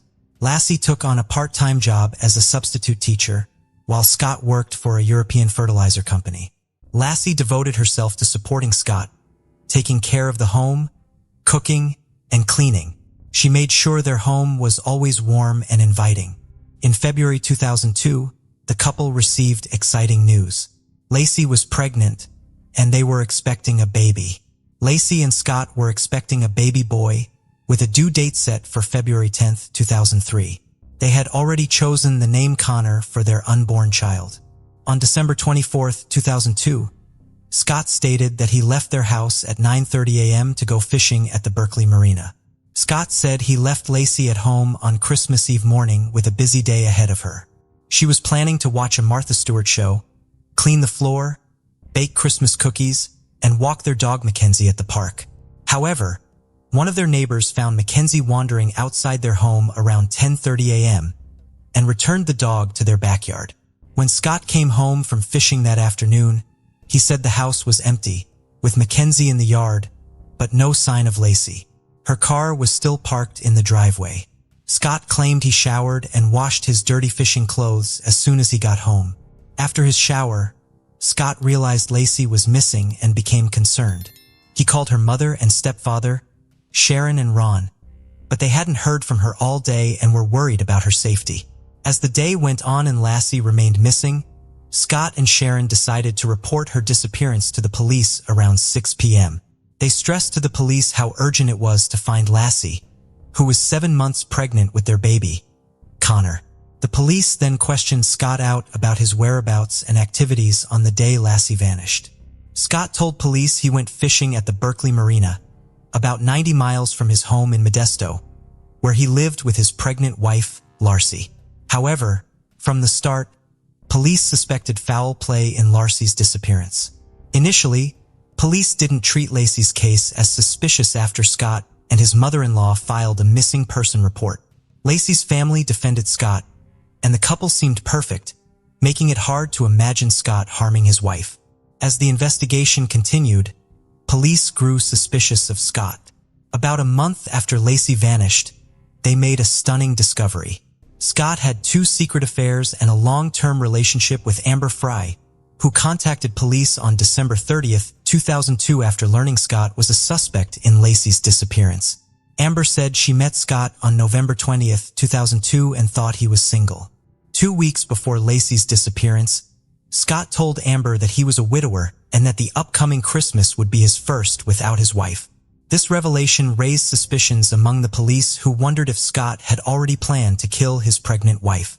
To gather evidence, the police asked Amber to make a recorded phone call to Scott, hoping to capture a potential confession. The police informed Laci's family about Scott's infidelities, and it was when they showed Laci's mother a photo of Scott and Amber together that she became convinced of his guilt. The search for Laci was highly comprehensive due to the involvement of the police, her loved ones, and numerous volunteers. In the first 2 days alone, more than 900 people participated in the search efforts. During a press conference, a police officer working on Laci's case raised concerns that she may not have left her house voluntarily on December 24, 2002. Laci's disappearance sparked widespread media attention with the tragic and intriguing tale of a beautiful young woman vanishing from her home on Christmas Eve, captivating the public's imagination. As the public sought answers and speculated about her disappearance, the spotlight on Laci's case intensified. When Laci Peterson vanished on December 24, 2002, a $25,000 reward was initially offered for information leading to her safe return. As the investigation yielded no leads, the reward was increased to $500,000 to boost awareness and gather more information. To keep Laci's case in the public eye, posters were prominently displayed in Modesto, California, and a friend's husband created a website to spread the word. Months later, on April 13, 2003, a couple walking their dog in Richmond's Point Isabel Regional Shoreline Park stumbled upon a gruesome discovery in a marshy area. They found the decomposing body of a male infant. The next day, another person discovered the body of a pregnant woman on the east side of the bay shore, about a mile away from where the baby was found. On April 18, 2003, DNA tests confirmed that the bodies were indeed those of Laci and her unborn son, Connor. Laci and Connor were laid to rest at Burwood Cemetery. The autopsy revealed disturbing evidence. The baby had 1.5 loops of nylon tape around his neck and a significant cut on his body. Laci's autopsy showed even more brutal injuries: 2 cracked ribs, her upper torso hollowed out with internal organs removed, and she was missing her head and limbs. The medical examiner concluded that the baby died in the womb and was expelled from Laci's body after her death. Investigators from the FBI and Modesto Police Department searched the home of Scott and Laci, looking for evidence of their involvement in her disappearance. The search turned up several crucial clues, including a hair found in Scott's pliers on his fishing boat. After analyzing the hair, the FBI matched it to Laci's DNA. In addition to the home search, the FBI also thoroughly examined Scott's truck and warehouse, seeking any evidence linking him to Laci's disappearance. The FBI searched Scott's boat and found a homemade anchor that he claimed was made from a 90-pound bag of concrete, which he had used to repair his driveway. However, the prosecution believed that Scott had created multiple anchors and used 4 of them to weigh down Laci's body in San Francisco Bay. The bodies found in the bay were later identified as Laci and Connor, leading to Scott's arrest near a golf course. Notably, Scott's appearance had changed significantly. His dark brown hair was now blonde. When arrested, Scott's vehicle was found to be packed with various items, including a large sum of cash, survival gear, and camping equipment. The police also discovered 4 cell phones and 2 driver's licenses, one belonging to Scott and the other linked to his brother. This evidence suggested to the police that Scott was attempting to flee the state. Scott's father offered an alternative explanation for the driver's license found in Scott's possession. According to his father, Scott had borrowed his brother's license to get a discount at a golf course. As for why Scott's car was packed, his father claimed it was because Scott was living out of his car to avoid the media, who were camping outside his house at the time. Scott's trial began in June 2004, a year after his arrest. During the opening arguments, the prosecution presented its case to the jury, arguing that Scott had killed Laci because of his affair with Amber Frey. The prosecution highlighted Scott's suspicious behavior in the days leading up to and following Laci's disappearance, pointing out inconsistencies in his statements to the police. Scott initially told the police he was fishing on the day Laci went missing, but later told others he was golfing. The prosecution also noted that Scott asked the police if they had used cadaver dogs to search a park where Laci was supposed to walk their dog, implying that Scott was aware of the potential crime scene and trying to cover his tracks. Scott's defense team presented a strong argument in court, highlighting that Scott's history of infidelity did not necessarily prove he was guilty of murdering his wife. They reasoned that Scott would not give up his life for someone he had only dated 4 times. The defense suggested that Laci's hair might have been found in Scott's boat because she had visited the marina with him before. During the trial, 2 of Laci's relatives testified that Scott showed no emotional response when his pregnant wife went missing. New evidence emerged when a realtor testified that Scott tried to sell their home in January, a month after Laci's disappearance. Additionally, a salesman revealed that Scott traded in Laci's car after she vanished. The prosecution viewed these events as incriminating evidence against Scott. Amber Frey, Scott's mistress, took the stand and shared details of their affair. The jury listened to secret recordings of Amber's phone calls with Scott, including one where he lied about being in Paris when he was actually attending a vigil for his missing wife. During the trial, a hydrologist and tide expert testified that it was possible for Laci's body to have been dumped in the area where Scott claimed to be fishing on the day Laci went missing. However, the defense team argued that there was a lack of credible evidence directly linking Scott to the crime. Their theory was that someone had kidnapped Laci on Christmas Eve 2002, holding her captive until she gave birth to Connor, and then disposing of both bodies in the San Francisco Bay. The defense attorney emphasized that there was no concrete evidence to connect Scott directly to the crime, and that other suspects could have been responsible. A significant issue arose during the trial when a juror was removed and replaced with an alternate due to misconduct. The dismissed juror had conducted unauthorized research on the case, violating legal procedures. Additionally, the foreman of the jury asked to be removed, and it was determined that his removal was necessary to ensure a fair and just trial. On November 12, 2004, a California jury found Scott guilty of 2 murder counts: first-degree murder for killing his wife, Laci, and second-degree murder for killing their unborn son, Connor. The charge of first-degree murder for Laci's killing carried special circumstances because of the involvement of the fetus, making Scott eligible for the death penalty. After his conviction, the trial entered the penalty phase to determine his punishment. In this phase, the jury considered various factors, including Scott's prior criminal history, circumstances that aggravated the crime, and circumstances that mitigated it. The jury unanimously agreed that Scott should receive the death penalty. After reviewing the evidence, the judge upheld the jury's verdict. He concluded that Laci's murder was cruel, uncaring, heartless, and callous, which led to Scott being sentenced to death. As is automatic in such cases, the sentence was appealed, and the California Supreme Court heard the case in June 2020. During the appeal, Scott's lawyers presented several arguments. They claimed that some potential jurors were unfairly dismissed, that 2 jurors were improperly allowed onto Scott's boat, and that the trial should have been moved to a different county due to biased questionnaire results, which showed that almost half of the potential jurors thought Scott was guilty before the trial even started. The state countered that there was no evidence to support the claim that any juror was unfairly dismissed, and that none of the 12 jurors who ultimately decided Scott's fate were biased. In August 2020, the United States Supreme Court upheld Scott's conviction, but overturned his death sentence. In February 2004, a judge sentenced Scott to life in prison without parole, which led to his transfer from San Quentin State Prison to Muir Creek State Prison in Ione, California. Around the same time, on April 1, 2004, President George W. Bush signed the Unborn Victims of Violence Act, UVVA, into law. Laci's mother and stepfather attended the signing ceremony. Laci and Connor's law was designed to provide legal protection for unborn children in cases where their mothers were victims of violence. The legislation recognizes the unborn child as a separate legal entity from their mother, making it a crime to harm or kill the unborn child during an attack on a pregnant woman. The law acknowledges that an unborn child is a victim of violence and deserves the same rights and protections as any other human being. Hello friends, welcome to our channel. Today we're going to take a look at another horrible case with you, the case of Chris Watts. Shannon Ruzicak and Christopher Watts, both from North Carolina, met in February 2012. Shannon was from Aberdeen, and Chris was from Spring Lake.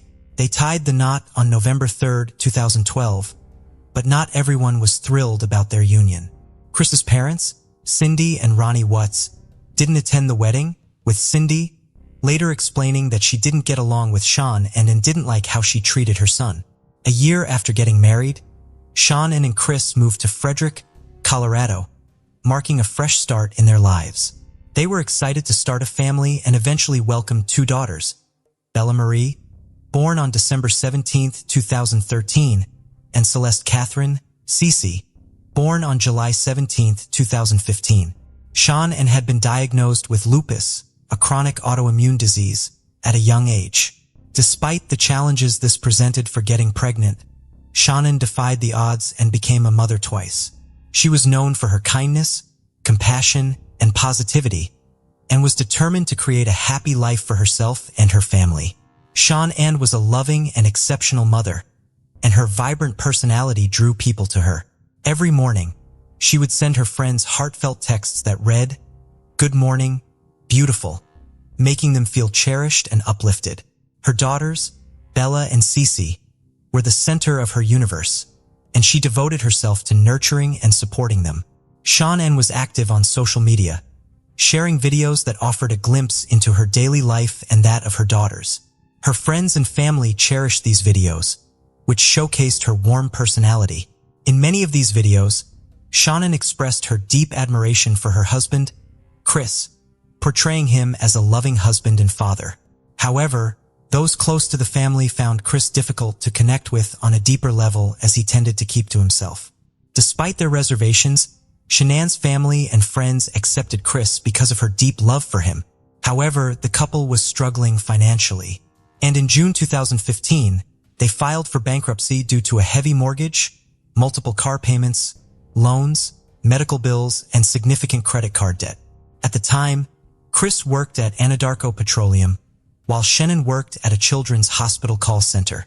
However, by 2016, Shannon had changed careers, becoming a consultant for a multi-level marketing company, selling a nutritional supplement administered through a patch. Shannon loved her job, and it showed. As her coworker Cynthia de Rosette put it, she had a way of making everyone she met feel her positive energy. Despite being happy with her life, Shannon had one wish: to have a baby boy to complete her family with her husband. In spring 2018, Shannon got an unexpected but wonderful surprise. She was pregnant again. Overjoyed and excited, She wanted to capture her husband Chris's reaction, so she planned to surprise him on May 28th with the news. Further tests confirmed Sean N was having a baby boy. Sean N and Chris chose the name Nico for their new baby. When they told their daughters Bella and Cece they would be big sisters, the girls were happy. In the summer of 2018, when Sean N was pregnant with Nico, she visited her family in North Carolina while Chris stayed behind in Colorado for work.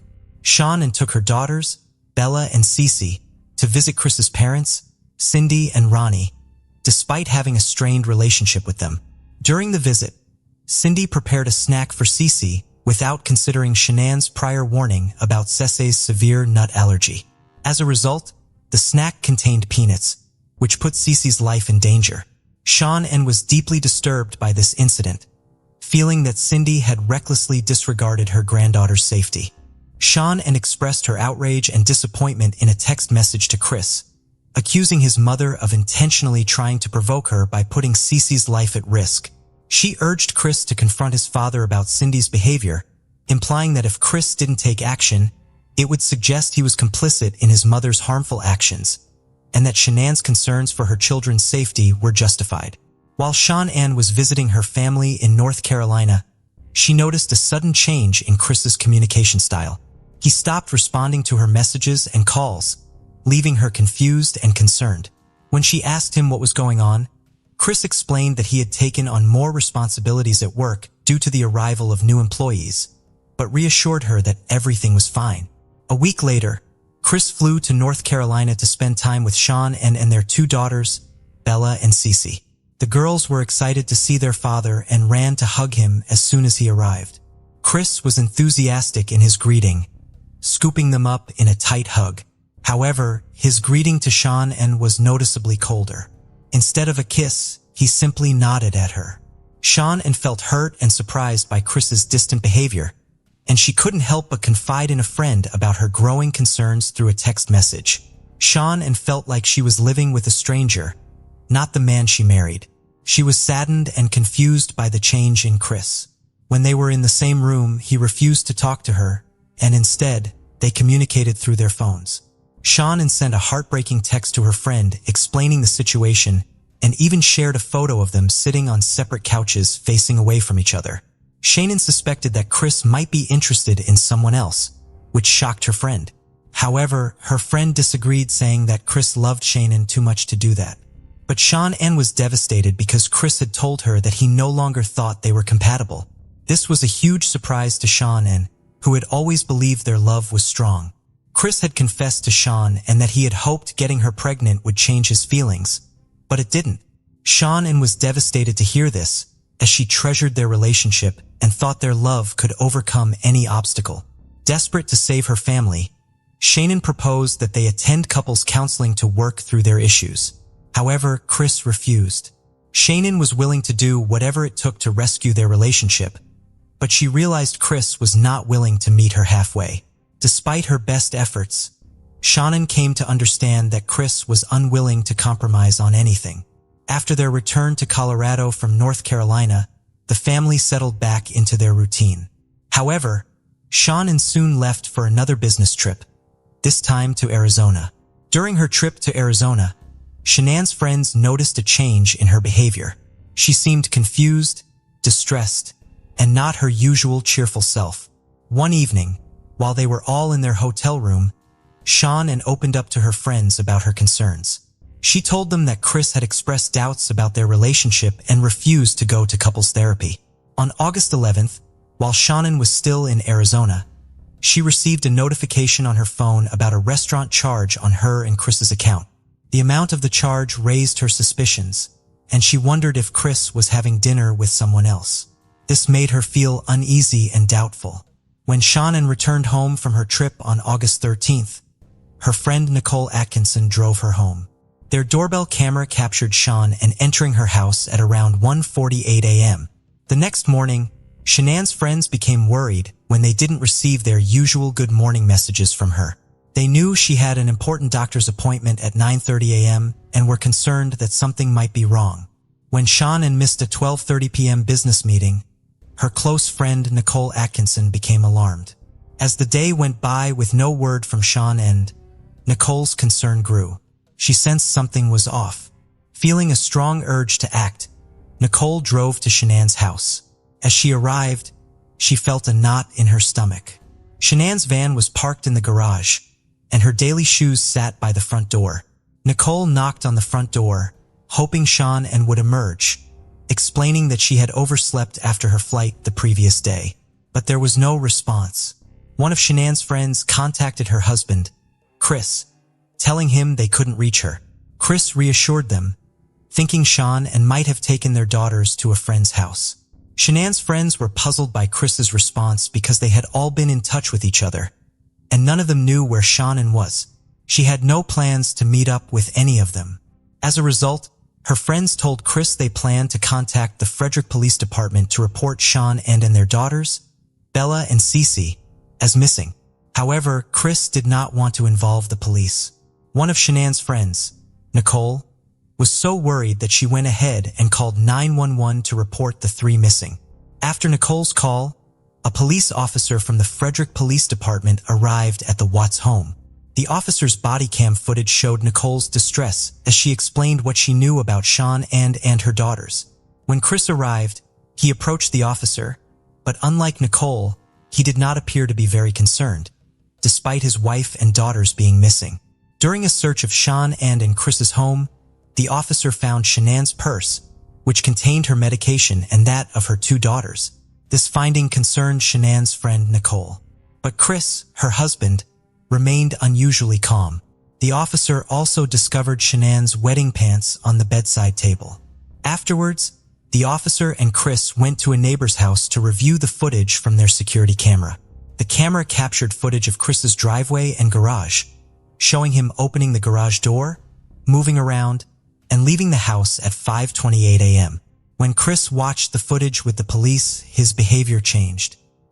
He became nervous and fidgety, which didn't go unnoticed by his neighbor, who suggested to the officer that Chris wasn't acting normal. Chris's reluctance to search for his wife and daughters, Bella and Cece, raised concerns among Shanann's friends, who found it incomprehensible that he wasn't worried about their disappearance. As the investigation unfolded, the police canvassed the neighborhood, asking residents if they had seen Sean or anything unusual. The FBI and the Colorado Bureau of Investigation joined the search the next day, along with the Boulder Police Department's cadaver dogs, which searched the property and inside the house. During the search, an officer handling a cadaver dog commented that the house smelled of cleaning products and seemed unusually clean. The officer's suspicions were raised by a comment, leading them to inspect the cleanliness of the home more closely. The presence of cleaning products hinted that someone might have tried to hide evidence or erase potential clues. While his house was being searched, Chris gave an interview to 2 Denver news stations outside his residence. During the interview, Chris claimed that he and Sean hadn't argued before she left, but he did mention they had an emotional conversation. Chris appealed to whoever was holding his family, begging for their return and expressing his desire to be reunited with them. He emphasized that his house felt empty without them, but his behavior during the interview raised concerns. Chris appeared cold and unemotional, which surprised those who knew him. Shanann's friends, who watched the interview, were disgusted by Chris's nonchalant demeanor, finding it strange and contradictory to his plea for his family's return. On August 14th, Special Agent Coda conducted an interview with Chris. During the conversation, Chris suggested that Sean might have taken the girls to a friend's house to unwind. Meanwhile, the police station received a flood of tips about possible sightings of Sean and the girls. The department received various photos, which Chris was asked to review to see if he could identify his missing wife and daughters. However, he was unable to provide any identifications. Agent Coda also asked Chris about his marriage to Shannon during the interview. Chris claimed that he had never been unfaithful to Shannon, and, to the best of his knowledge, she had never been unfaithful to him either. He explained that they were the type of couple who would confide in each other if they ever felt tempted to stray. One notable aspect of Chris's behavior during the interview caught Agent Coda's attention. Chris frequently made hand movements towards his neck. Agent Coda's intuition was growing stronger, suggesting the movements might be pointing to a more sinister truth. During the interview, Agent Coda stepped out briefly to share his concerns with the other officers, suspecting Chris might have strangled Sean in. As the hours ticked by with no sign of Sean and her daughters, the loved one's anxiety turned to desperation. Despite their fears for Shanann's safety, they held on to the glimmer of hope that Bella and Cece might still be alive. The lack of updates from the authorities only added to their distress. After a 3-hour interrogation, Chris was released from the police department, but the police instructed him to return the next day, August 15th, for a polygraph test. Here's what happened. Chris agreed to take a polygraph test to help with the investigation into his family's disappearance. On August 15th, Chris picked up his father from the airport and went to the Frederick Police Department, where Tammy Lee from the Colorado Bureau of Investigation administered the test. During the test, Chris denied any involvement in his family's disappearance and claimed not to know where his wife Shanann was. However, the results of the test were not in Chris's favor. This led the detectives to strongly suspect that Chris was responsible for the deaths of his wife and daughters. Tammy Lee, a highly skilled polygrapher, confronted Chris about the test results. Chris admitted that he had caused Shanann an emotional pain, but denied physically harming her. He also confessed to having an affair with a coworker named Nicole Kessinger, which he deeply regretted. Despite his confessions, Chris still denied any involvement in his family's disappearance. At one point, he asked to have his father, Ronnie, present during the interview. The officers were hesitant, worried that this might lead Chris to ask for a lawyer. Chris Watt's father was allowed to accompany him in the interrogation room, a risky move that detectives hoped would prompt Chris to confess. And it worked. Chris admitted to killing Shanann but claimed he did so because she had harmed their daughters, Bella and Cece. However, this excuse was immediately met with skepticism by Shanann's friends, who knew she would never hurt her children. In fact, Shanann was eagerly awaiting the birth of her third child, a son named Nico. During the interrogation, Chris disclosed the location of Shanann's body, which he had buried in a shallow grave at one of his work sites. He also revealed that he had disposed of his daughters' bodies in oil tanks. Despite this, Chris continued to deny any involvement in their deaths. Even after being arrested and taken into custody, the detectives never believed Shanann was responsible for harming her daughters. In the end, Chris pleaded guilty to avoid the death penalty and was sentenced to life in prison without parole. At the sentencing hearing for Chris, the judge expressed outrage over the brutal crime Chris had committed, calling it the most inhumane and vicious one he had seen in his entire career of handling thousands of cases. Years later, Chris confessed to murdering his wife Shanann in their bed.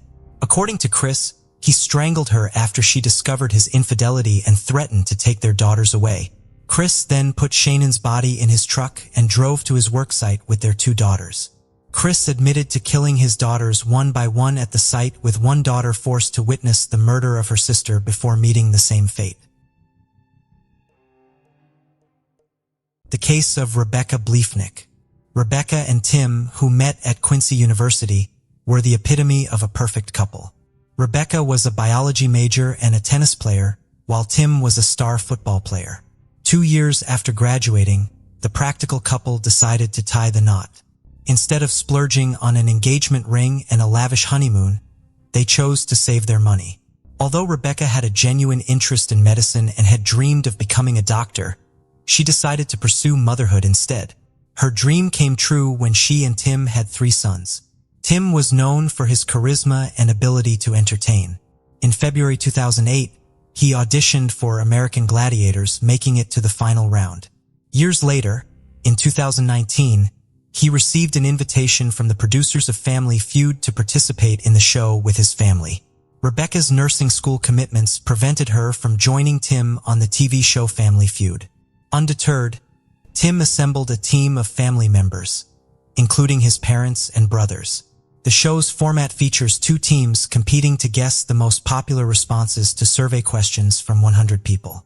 Despite being unprepared, Tim's team performed well, earning points and ranking second on the scoreboard. They went on to participate in 3 episodes, winning a total of $20,000, which was divided equally among the family members. However, Tim did not share any of the winnings with his wife, Rebecca. This decision highlights the strain on Tim and Rebecca's marriage, which began when Rebecca pursued a nursing career against Tim's wishes. Tim had expressed concerns about Rebecca's well-being and ability to manage stress, but Rebecca's friends believed Tim was opposed to her independence and autonomy. Rebecca's friends noticed that she was becoming increasingly unhappy in her marriage over time. At first, her marriage to Tim was relatively happy for about 5 years, but then Tim started to become more controlling and manipulative.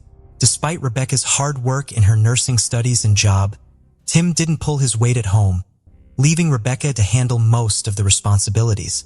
Rebecca realized that their marriage was struggling and wanted to fix it, so she suggested that they go to marriage counseling together. She believed that counseling could help them find solutions and improve their relationship. However, Tim refused to go despite Rebecca's efforts to save their marriage. In January 2021, after 11 years of marriage, Tim suddenly filed for divorce, which caught Rebecca off guard. She had been committed to working through their issues, but Tim had already made up his mind. He moved out of their family home and into a new house across town, leaving Rebecca to pick up the pieces. Tim and Rebecca's divorce was extremely contentious. They were unable to agree on anything, and their communication broke down completely. The couple disputed several issues, including who would get custody of the children, how they would divide their property, and how much alimony one would pay the other. Things escalated to the point where Tim felt threatened and applied for a court order to protect himself from Rebecca, alleging that she was stalking and harassing him. Rebecca had a different view of the situation, accusing Tim of harassment. She shared her concerns with friends through text messages, describing incidents where Tim yelled at her, pushed her in front of their sons, and threw things. Rebecca feared Tim might do something drastic to take her children away, which alarmed her sister, who knew Rebecca's fears were valid and that she needed help to protect herself. Rebecca then filed for an order of protection against Tim, claiming he entered her home without permission and lied about their interactions.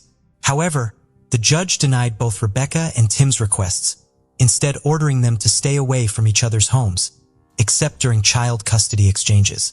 In February 2023, Tim told the police he wouldn't return a gun, calling Rebecca a derogatory name.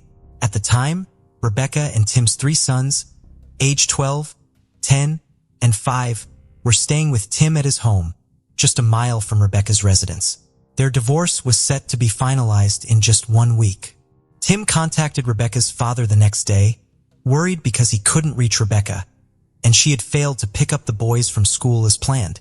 Given Rebecca's dedication as a mother, her father suspected something was seriously wrong.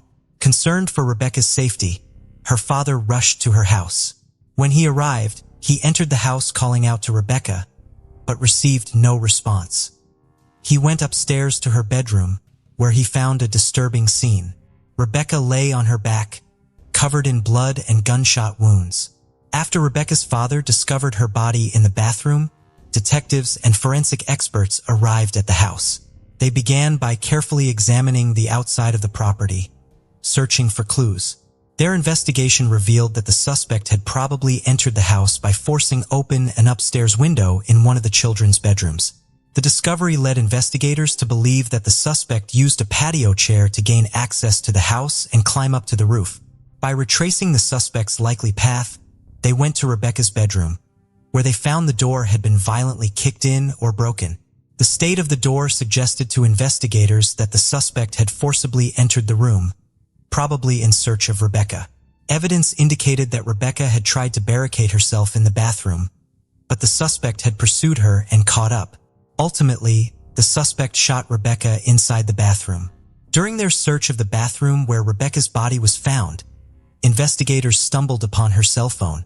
Upon examining Rebecca's phone, investigators found a 911 call dialed at 1:11 a.m. This led them to form a theory about the events of that night. They believed that as the suspect chased Rebecca through the house, she tried to call for help, but accidentally dialed a wrong number before she could try calling 911 again. The misdialed call at 1:11 a.m. suggested to investigators that the suspect had knocked the phone out of Rebecca's hand. They believed Rebecca was likely killed around this time. However, When police questioned Rebecca's neighbors, none of them remembered hearing any noise around 1:11 a.m., which raised suspicions among the investigators. A thorough search of Rebecca's house revealed that her murder was not a botched burglary, as nothing was stolen. Despite this, the perpetrator left behind significant evidence. One notable discovery was a partial shoe print found near the point where the suspect entered the house. The shoe print discovered at the crime scene could be crucial in identifying the type of shoe worn by the suspect, including its make and model, as well as providing details about the size and shape of their feet. The presence of 8.9mm shell casings and small pieces of shredded plastic near Rebecca's body also provide significant leads for the investigators. Despite collecting these key pieces of evidence, the investigators were unsure how to interpret their findings. To gain more insight, they decided to send the evidence to forensic laboratories for further analysis. Specifically, they wanted to determine if any of Rebecca's personal belongings matched the evidence found at the crime scene. The investigation began when Rebecca's father found her lifeless body in the bathroom of her home. Upon arriving at the scene, investigators carefully examined the exterior of the house, leading them to identify how the perpetrator gained entry by prying open an upstairs window in one of the children's bedrooms. Here's what likely happened. The suspect used a patio chair to climb up to the roof and entered the house. The investigators retraced the suspect's steps and found that the bedroom door had been violently kicked in or broken, suggesting the suspect had forced their way in, probably looking for Rebecca. It seems Rebecca tried to barricade herself in the bathroom, but the suspect caught up with her. Unfortunately, the suspect shot and killed Rebecca in the bathroom. The investigators found Rebecca's phone near her body and examined it. They discovered that she had dialed 911, but mistakenly entered an extra digit, 91126, at 1:11 a.m. This discovery helped the investigators piece together the events. They believe Rebecca was desperately trying to call for help as the suspect chased her through the house, but she accidentally dialed the wrong number. Before she could try calling 911 again, the suspect likely knocked the phone out of her hand. The timing of the misdialed call at 1:11 a.m. led investigators to believe that Rebecca's murder likely occurred around that time. However, when they questioned Rebecca's neighbors, none of them reported hearing any suspicious noises, which was surprising given the fact that she had suffered multiple gunshot wounds. A thorough search of Rebecca's house revealed that her murder was not the result of a burglary gone wrong, as nothing was stolen. Despite this, the perpetrator left behind a significant amount of evidence. One crucial discovery was a partial shoe print near the point of entry, which could help identify the brand and model of the shoe, as well as the size and shape of the suspect's foot. The crime scene also yielded 8.9mm shell casings, and small pieces of shredded plastic were found scattered near Rebecca's body. After gathering all the evidence, the investigators were unsure what to make of their findings, so they decided to send the said evidence to forensic laboratories for further analysis. The detectives wanted to determine if any of the evidence found at the crime scene matched Rebecca's belongings. A neighbor had installed a security camera on the side of their house after their car was broken into a year earlier. The camera was directed towards the neighbor's driveway, which shared a boundary with Rebecca's home and was set to turn on and alert the neighbor whenever it detected movement. Although the camera didn't capture anything significant on the night of Rebecca's death, it did record something unusual the previous day at 1:05 a.m. The footage showed a person walking down the driveway towards the back of Rebecca's house, a potentially crucial discovery in the case. About 48 minutes after the initial sighting, the same individual was seen walking in the opposite direction. Interestingly, Rebecca's neighbor had captured a similar incident on their camera about a week prior, on February 14th. After reviewing their security footage, Rebecca's neighbors noticed a suspicious dark-clad figure lurking around her house on Valentine's Day, prompting them to alert her immediately. Upon learning about the mysterious figure, Rebecca became increasingly paranoid. Although she claimed not to have seen anyone on her property, she had heard unsettling voices in her backyard the previous night, which frightened her. Based on the security camera footage, the police expanded their search to neighboring houses to gather more evidence of the dark-clad individual. Their search led them to a house near the Quingy Bus Barn, where they found footage of a person riding a bike, dressed in dark clothing, heading towards Rebecca's house. These videos confirmed the description of the mysterious person seen in the original driveway footage, providing a clear consistency in the suspect's appearance. After analyzing the recorded times of the videos, detectives suspected that the person on the bike was the same individual seen in Rebecca's driveway footage. Although Rebecca's neighbor's security camera didn't capture footage of the mysterious person on the night of her murder, officers found footage of someone on a bike riding towards Rebecca's house just before and after the incident. This person matched the description of the individual seen lurking in Rebecca's driveway in the days leading up to her murder. While the video evidence was helpful in the investigation, its poor quality limited the information it provided. The detectives couldn't identify the person in the video due to the grainy image, making it difficult to determine their gender.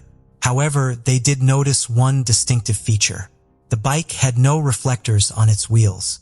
When Rebecca's sister heard that she was murdered, only one person came to mind as a suspect: Rebecca's estranged husband, Tim. Rebecca's sister, who had a first-hand account of the contentious divorce between Rebecca and Tim, shared this information with the detectives working on her sister's case. The detectives suspected Tim of murdering Rebecca, especially since her murder happened just a week before their divorce was due to be finalized. During the investigation, they made a crucial discovery. A bike with no reflectors on its wheels, similar to the one seen on security footage, was found just a block from Tim's house. This discovery increased the suspicion surrounding Tim, leading the detectives to obtain a search warrant for his home. When the police executed the warrant, Tim cooperated fully, standing outside his home with the officers as they searched his belongings. On March 13, 2023, 2 weeks after Rebecca's murder, Tim was arrested and charged with her murder. When his mugshot was released, Rebecca's family and friends were shocked by his appearance, which was very different from the clean-cut man they had known. Tim's friends and family were shocked by his disheveled appearance, which they attributed to the emotional toll of his recent divorce. His once neat and tidy hair was now unkempt, and his clothes were messy. They speculated that the divorce had affected not only his physical appearance, but also his mental well-being. However, Tim had a surprising explanation for his changed look. He revealed that he was growing his hair out to support a charity campaign for cancer research. Despite this, a viral video clip showed Tim's appearance on Family Feud, where he made a bizarre statement about regretting his marriage, which took on a disturbing tone after he was arrested for murdering his wife. Many people believed that Tim's comment on Family Feud was a strange and unsettling prediction of what would eventually happen. They thought it showed that he had hidden feelings about his wife and was a sign that something bad was happening in their relationship.